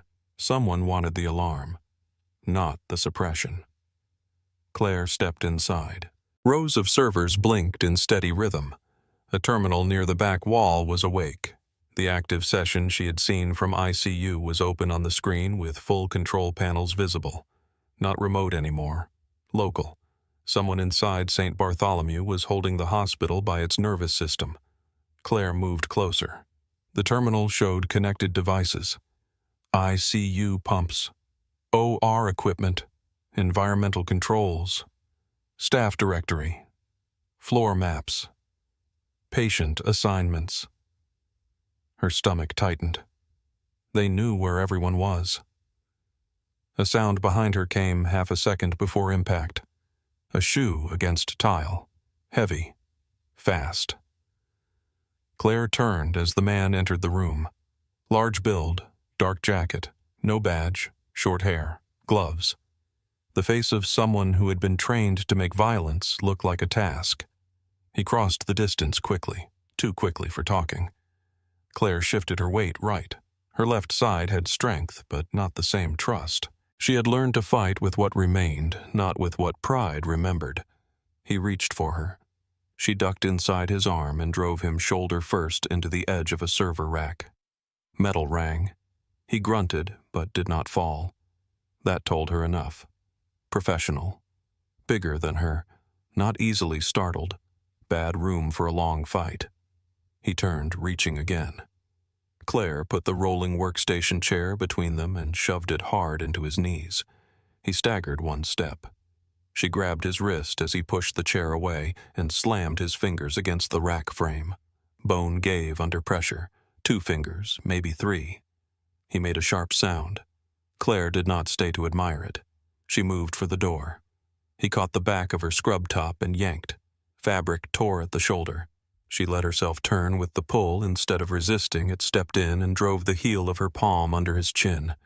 His head snapped back. Not enough. Never enough with men that size. She drove her prosthetic foot down against his instep with all the force she had. He released her. Claire exited into the corridor. Server room 9th floor, she said into the earpiece, breath controlled but tight. One hostile. Large male dark jacket. Right hand compromised. He is running the session locally. Reese answered. 30 seconds. 30 seconds was a lifetime when the wrong person wanted to close the distance. Claire moved away from the server room door and pressed her back to the wall. She could hear the man inside. Not running. Breathing hard. Recalibrating. That was worse than panic. Panic made noise. Training made choices. He stepped into the doorway. Claire picked up a metal fire extinguisher from its wall hook. He saw it. For the first time, his expression changed. not fear. Annoyance. Then the fire door at the far end burst open and two of Shaw's officers came in low and fast. Federal agents. Hands visible. The man turned toward them. Claire threw the extinguisher. It struck his already injured hand.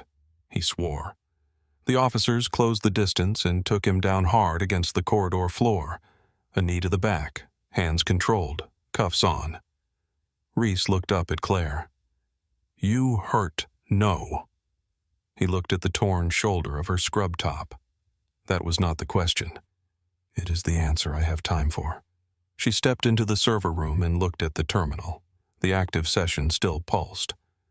"Do not shut it down," she said. Reese appeared behind her. "Why?" "Because if the session closes, the rest of them know we found the operator. We have one. There are 4. Reese listened to his radio. His expression changed as reports came in. 2 more detained near the lower parking structure stairwell. They were trying to exit through maintenance. "Alive, yes." 4th Reese did not answer fast enough. Claire already knew. Her earpiece crackled. Shaw's voice came through sharp and compressed. "Agent Cole is not responding outside OR 4. Claire's blood went cold. Where was he posted? 6th floor surgical wing. West access. Claire looked at the server terminal. Floor maps open. OR locations open. Federal radio channels possibly monitored. Get someone to OR 4 now. Already moving. Claire left the server room before Reese could stop her. She took the stairs down 3 floors faster than pain should have allowed. Her left leg found the rhythm from older emergencies. Strike, drop, pivot, strike. The building blurred around her. 8th floor landing, 7th, 6th. The surgical corridor looked empty when she came through the stairwell door. Too empty. The 2 officers who had stood at the OR entrance were gone from their first positions. One remained near OR 4. Weapon low eyes on the hall. The other was nowhere visible. Claire pointed. "Cole." The officer shook his head. "Lost contact." Claire checked OR 4 through the viewing window. Price and his team were still working. Ethan's vitals held, door locked, manual systems active. Not there. Then she saw it. A prep room door near OR 2 opened 3 inches. Claire moved toward it. Inside, Agent Cole lay on the floor between a cart and the wall. Breathing. Blood at the hairline. Radio gone. Sidearm still holstered. Whoever hit him had wanted access, not a gunfight. Claire knelt beside him. "Cole is down in OR 2, prep," she said. Breathing. Blunt head trauma. Radio taken. Shaw's voice came back. "The 4th has our channel."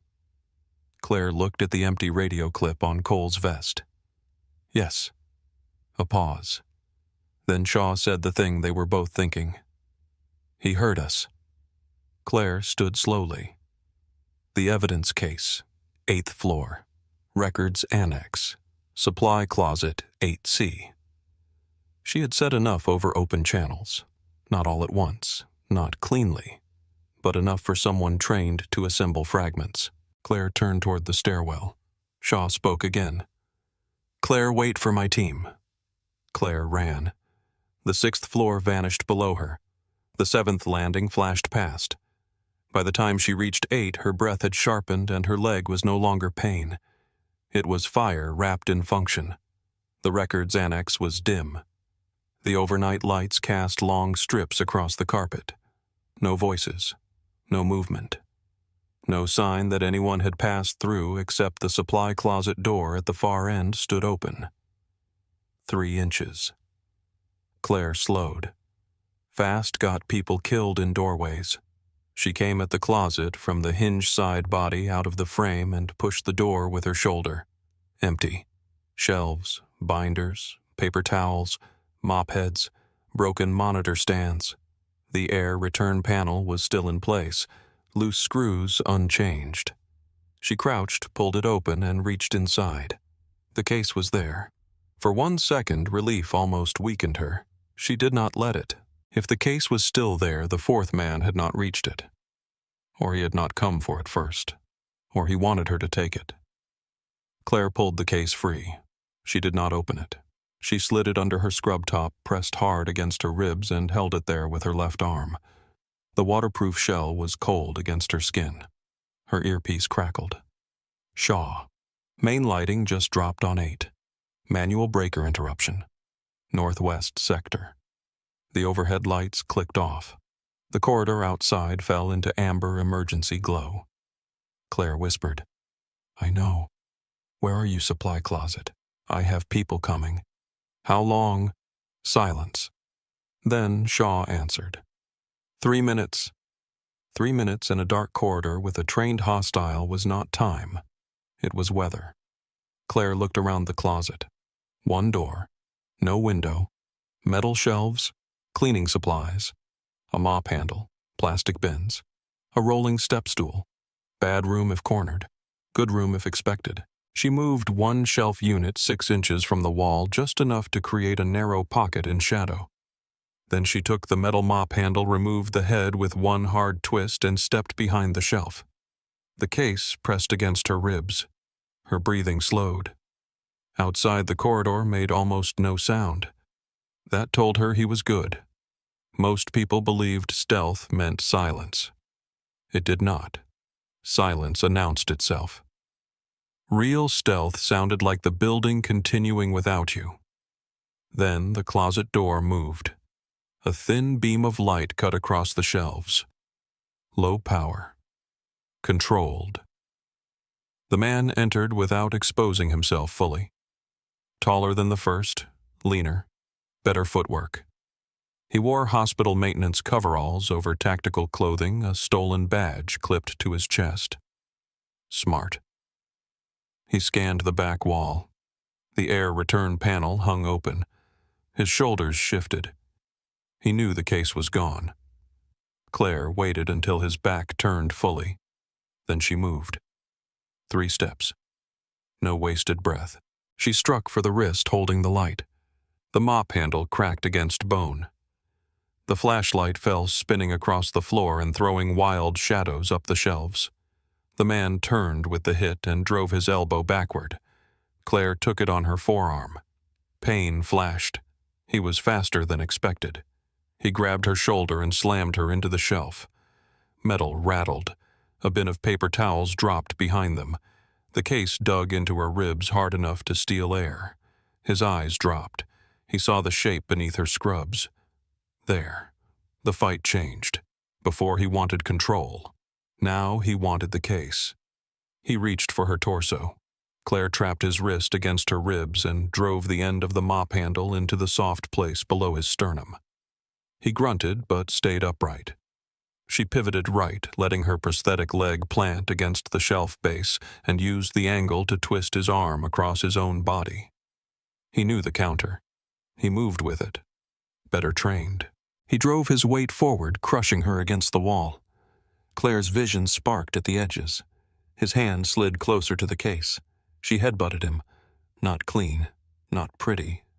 His nose broke with a wet crack. He cursed and reeled back.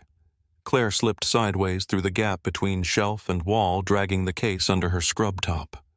She reached the doorway just as he recovered. He pulled a knife. Small blade. Black handle. No shine. Claire stepped into the corridor. The amber floor lights painted his face from below as he followed her out. Blood ran from his nose over his mouth. His eyes were flat-focused and angry in a way that did not waste energy. "You are making this harder than it needs to be," he said. Claire held the mop handle across her body. "I hear that a lot. Give me the case." "No." He looked at her left leg, then back to her face. "Sentinel said you were dead." Claire's grip tightened. Sentinel was wrong about a lot of equipment, too. He came at her. Claire gave ground, not because she was retreating, but because the corridor was better than the closet. More space. More angles. A cleaning cart stood near the wall. A glass office door behind her reflected his movement. He fainted high. Claire did not take it. The knife came low toward her ribs. She turned just enough that it scraped fabric instead of flesh, then brought the mop handle down against his forearm. The blade dropped but did not fall far. He caught it in his other hand. Ambidextrous. That was inconvenient. He kicked her left leg, a deliberate strike at the prosthetic joint. Pain and instability shot through her body. Her balance broke for half a second. He moved in to take the case. Claire let herself fall. On purpose. She dropped hard to one knee, caught the bottom rail of the cleaning cart, and shoved it into his legs. He tripped forward. She rose into him with her shoulder, driving him into the glass office door. The glass cracked, but held. His hand closed around the back of her scrub top. He yanked. The case shifted. Claire felt it slipping. No. She drove her elbow into the side of his neck once, then again, aiming for the nerve cluster above the collarbone. His right arm weakened. She twisted under his grip and kicked his knee from the side with her prosthetic foot. This time, the carbon fiber was not a limitation. It was a tool. His knee buckled. He hit the floor on one hand. Claire stepped back, breathing hard. The elevator at the far end dinged. Too far away. He heard it too. His face changed. Time was closing. He lunged from the floor. Claire barely avoided the knife. It sliced across the outer layer of her scrub top. Not skin. Close enough to feel the air move. She struck his wrist again with the mop handle. The knife skittered across the corridor. He tackled her. They hit the wall together. The case crushed between her ribs and his weight. Her breath left her. For a moment, all she could hear was the old blast again. All she could smell was smoke that was not there. His hand reached under her scrub top. Claire's vision narrowed. Not fear. Refusal. She grabbed his broken nose and pushed. Hard. He recoiled with a strangled sound. Claire hooked her right foot behind his ankle and used the wall to shove him sideways. He stumbled into the cracked glass door. This time the glass shattered inward. He fell half through it. Claire grabbed the fallen knife with 2 fingers and slid it away down the hall. Boots pounded from the elevator corridor. Federal agents, Reese shouted, hands visible. The attacker tried to rise. Claire stepped on his injured wrist with her prosthetic foot. He stopped. Reese and another officer hit him from both sides. The takedown was fast and ugly. Cuffs locked, radio removed, badge stripped away. The man lay face down on the carpet, breathing through blood. Claire backed against the wall and slid down until she was sitting on the floor. The mop handle clattered from her hand. For a few seconds, she could not speak. The case remained pressed under her scrub top, trapped between her arm and ribs. Shaw arrived at the end of the corridor, moving faster than her rank suggested. She took in the scene with one look. Broken glass. Blood. Cuffed attacker. Claire on the floor. Case hidden but visible now beneath torn fabric. Shaw knelt beside her. "Are you hit?" Claire shook her head. "Cut fabric. Bruised ribs. Leg is angry." Shaw looked at the prosthetic, then at Claire's face. "Can you stand?" Claire breathed once. "Not gracefully. Grace is not in the protocol." Claire almost smiled. Reese lifted the attacker to his feet. Blood ran down his face, but his eyes stayed on Claire. Not defeated, not yet. Men like him did not feel defeated until someone important told them they had failed. Shaw stood and faced him. "Who sent you?" He said nothing. Claire pushed herself up against the wall. Her voice was hoarse. Sentinel Ridge sent him because Ethan hid the evidence, not because they found it. They are still guessing. The attacker's eyes flicked. Small. Enough. Shaw saw it too. Claire pulled the case from beneath her scrub top and handed it to Shaw. "Federal chain of custody. Document the transfer now, in front of witnesses." Shaw took it carefully as if the weight was more than plastic and paper. Reese activated a body camera. Another officer called in the evidence transfer. Claire stated her name, time, location, and condition of recovery. Her voice steadied as she spoke. Ritual mattered. Procedure mattered. Truth needed a clean path through rooms full of people who would try to dirty it. When it was done, Shaw held the case against her side. The hospital lights flickered once, then the overhead lights returned. The 8th floor corridor came back in pale fluorescent color, making the blood look brighter, the glass sharper, and everyone more tired. Claire's earpiece crackled. Dr. Price's voice came through this time, relayed through Shaw's channel. OR4 to Admiral Shaw. Patient Graves is off bypass support. Bleed repaired. Anesthesia manual. Vitals holding. Claire closed her eyes. Just for one breath. Then Maggie's voice came over the hospital phone that Reese had placed on speaker. ICU to Claire. Bay 4 is stabilizing. Bay 7 rhythm is holding. No new pump discrepancies since manual disconnect. Also, Blake is terrified of medication bags now, which I consider professional growth. Claire opened her eyes. For the first time that night, air entered her lungs without fighting. Shaw looked at her. You saved the witness. Claire leaned back against the wall, the pain in her leg returning now that danger had stepped aside. No, she said. Down the corridor, federal officers led the 4th attacker away. The hospital around them continued to hum, wounded but alive. Claire looked toward the stairwell, toward the floors full of patients who had never known how close the night had come. I saved the floor. Claire Donovan did not remember walking back to the ICU.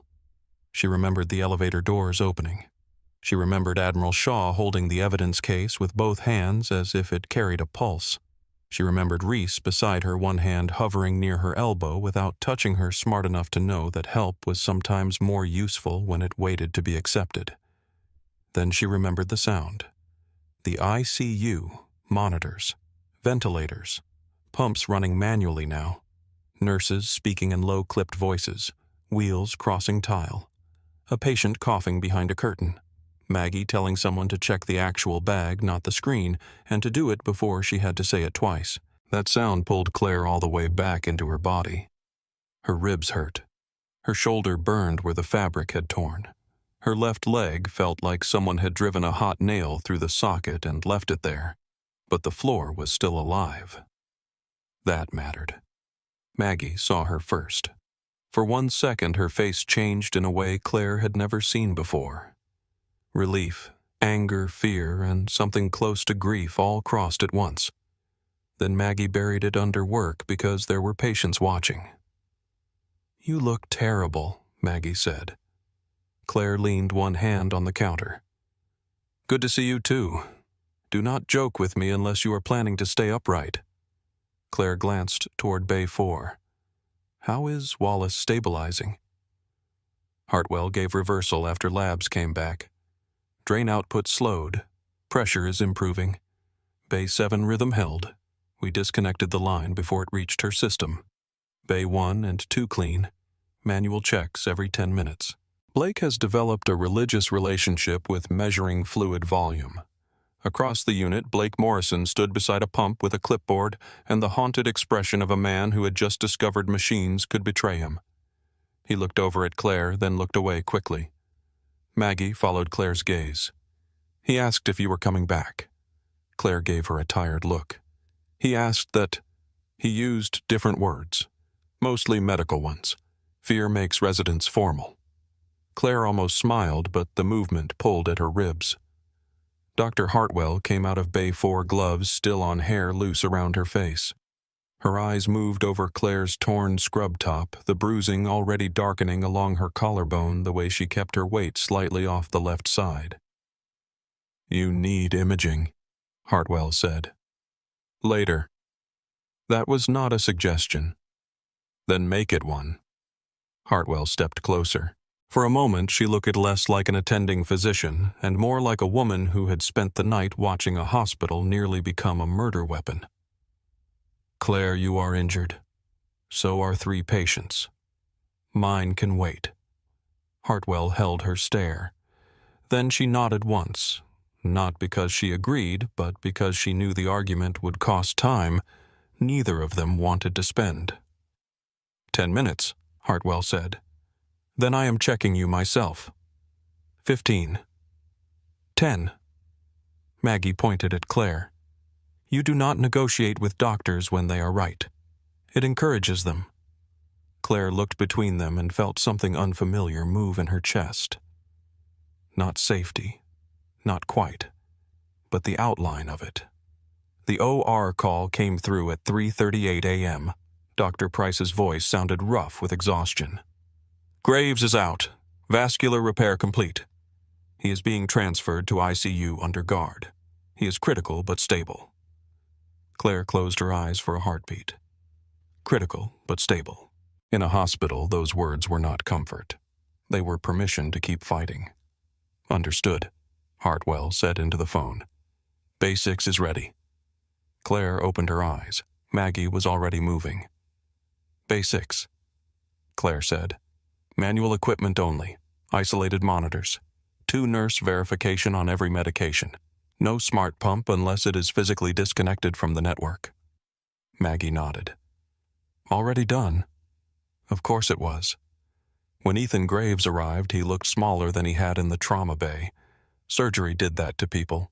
It took the drama from the wound and left the body behind. His skin was pale beneath the tape and tubes. His face had lost the sharpness that recognition had given it earlier. He was sedated, intubated, wrapped in lines, bandages, and the stubborn work of surgeons. Claire stood beside the bed as the team transferred him. She checked the tubing by hand. She checked the drain. She checked the pressure. She checked the thigh dressing last. Not because she expected failure, because that was where the night had first told the truth. Dr. Price stood at the foot of the bed, surgical cap still on eyes shadowed. Repair held through closure, he said. He lost more blood than I liked. Surgeons like blood staying where it is, Claire said. Price gave her a look. That is not a joke you get to make looking like that. Claire adjusted the blanket over Ethan's shoulder. Then pretend you did not hear it. Price studied her for a moment. You knew before any of us. Claire did not answer. He continued. That bleed was buried deep. Field dressing hid the presentation. The chest wound pulled attention. Most people would have missed it. Most people were looking at the chest. And you were not. Claire looked at Ethan's monitor. I have seen bodies lie before. Price accepted that as the only answer she planned to give. He looked toward Admiral Shaw, who stood near the glass with the evidence case now sealed inside a federal transport container. Is this still a hospital? Price asked. Or did we accidentally become a military installation? Shaw answered without looking away from Claire. Tonight it was both. Price nodded once, then left to write his operative notes. By 4:10 a.m., federal agents had secured the server room, the parking structure, the 8th floor records annex, and every stairwell between surgery and the ICU. Hospital IT shut down non-essential network connections under federal supervision. Manual medication protocol spread floor by floor. Nurses who had started the night thinking the outage was an inconvenience now touched every line, every bag, every patient with a seriousness that came from knowing the screen was not the patient. The 4 Sentinel Ridge operators were alive and in custody. That was important. Dead men could become legends. Living men became testimony. Dr. Keene stayed away from the ICU until after 5, Claire noticed. Maggie noticed too. He is in administration, Maggie said.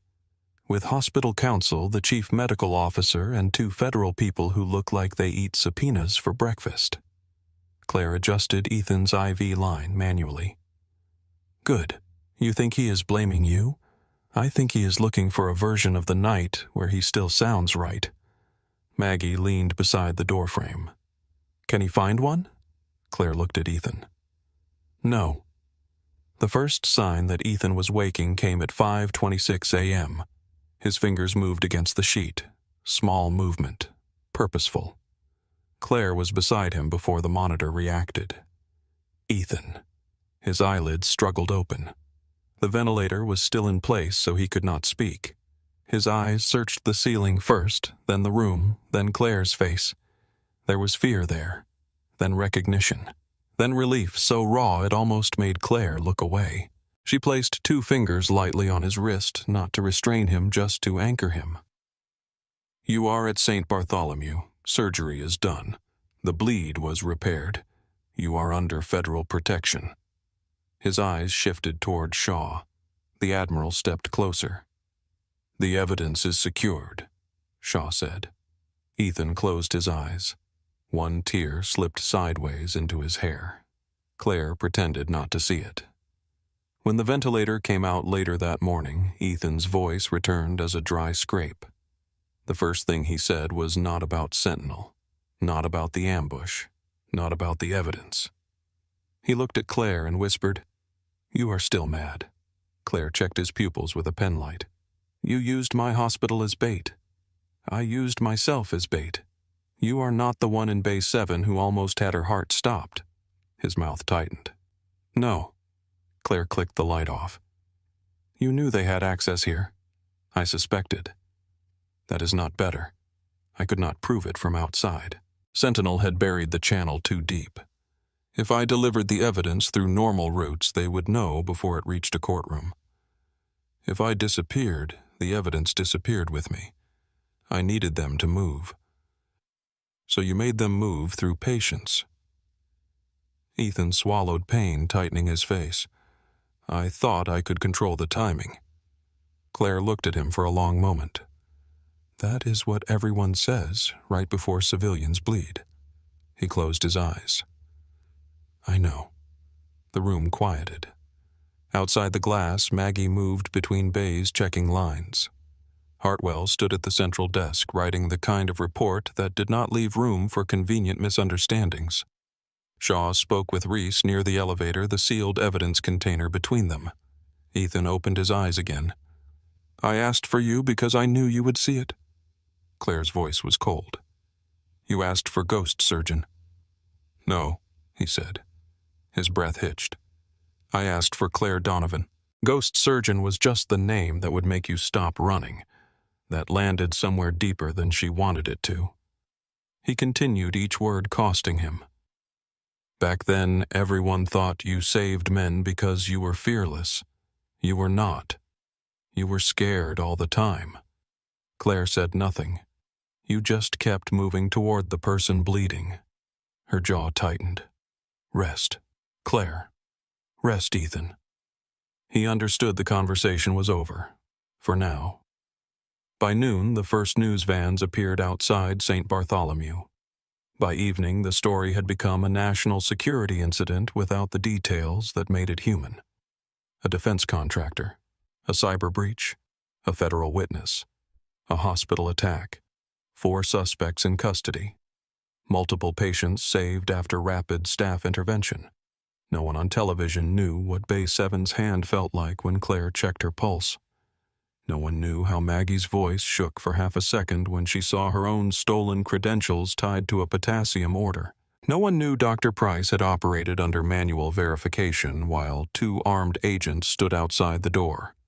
No one knew Blake Morrison had spent the last hour of his shift checking fluid bags with the devotion of a man trying to become better before anyone named what he had been. 2 days later, Sentinel Ridge Medical Systems began to collapse. The evidence case did not just contain technical reports. It contained emails, signatures, internal warnings, legal advice ignored, test failures renamed as environmental variants, temperature logs altered before audit, procurement communications routed through shell consultants, photographs of failed kits beside the names of soldiers who had died trusting them. William Stryker, the CEO of Sentinel Ridge, was arrested at a private airfield outside Baltimore before sunrise.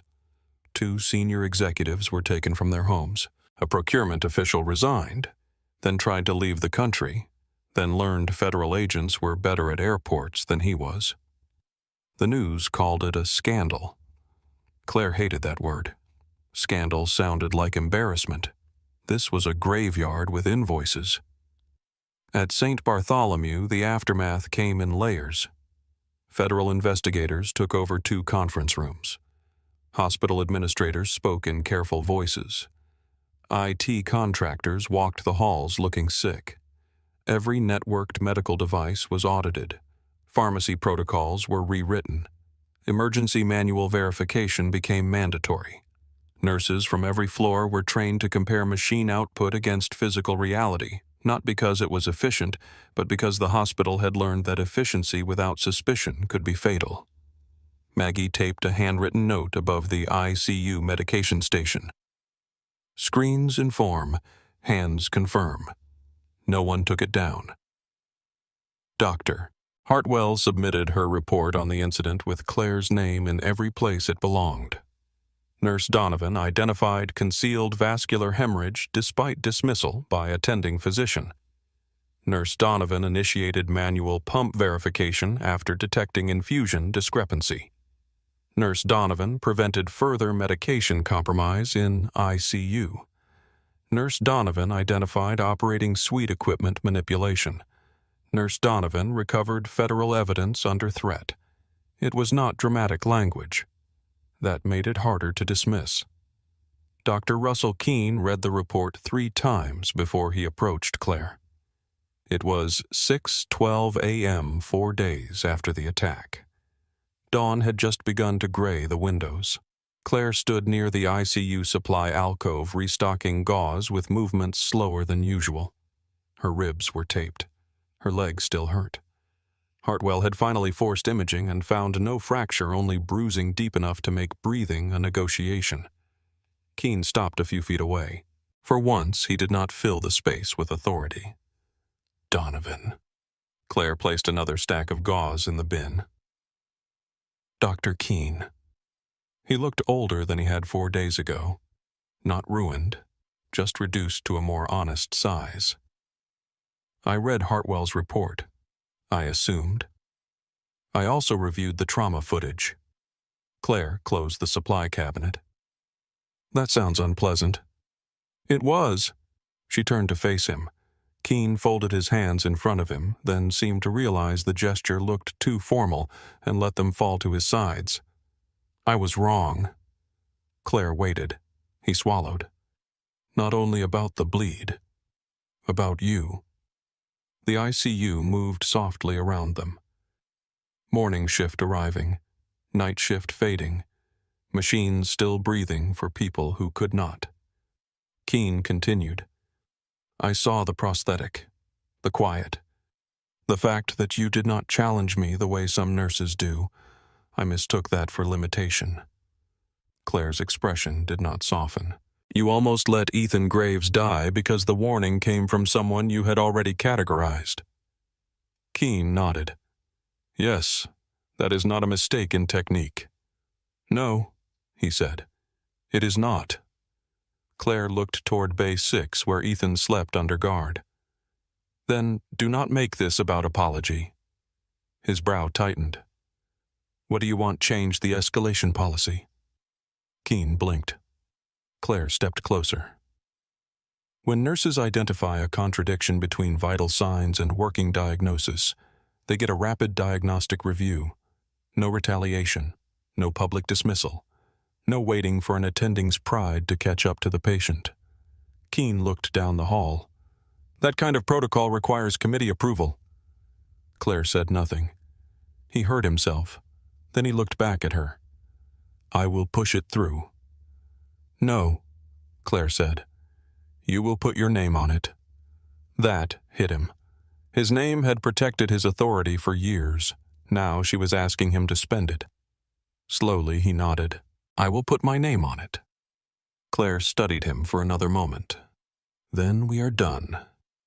Keene looked as if he wanted to say more, but for once he understood that more would serve him, not her. He left quietly. Maggie appeared from the medication room. I was absolutely not listening. Claire reached for another box of gauze. Of course not. He looked like someone removed a load-bearing wall from his personality. Claire exhaled through something close to a laugh. That is a structural issue. A week later, Admiral Shaw came to the ICU without tactical officers.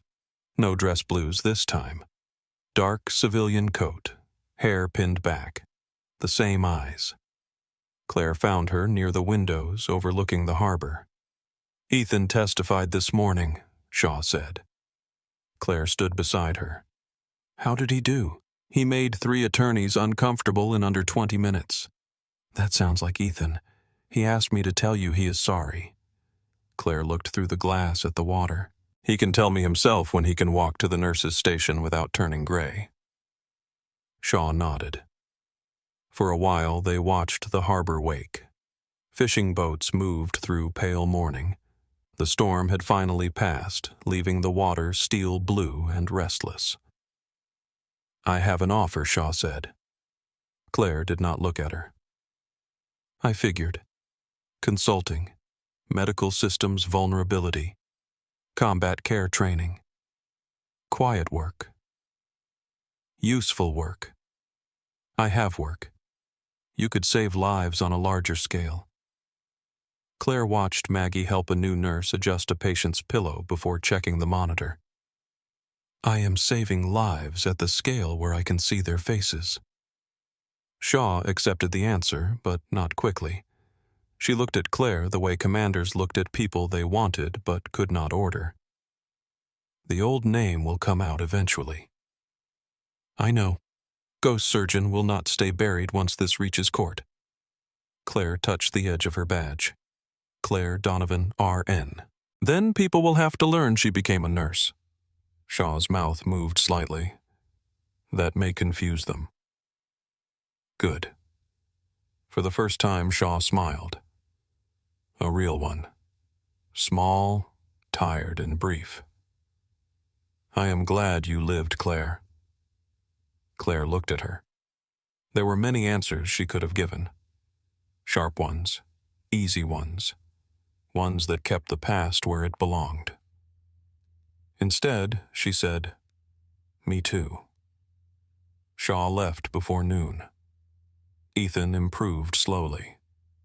The ICU returned to its normal chaos, which was not peace, but something close enough. Patients came in. Patients left. Some lived.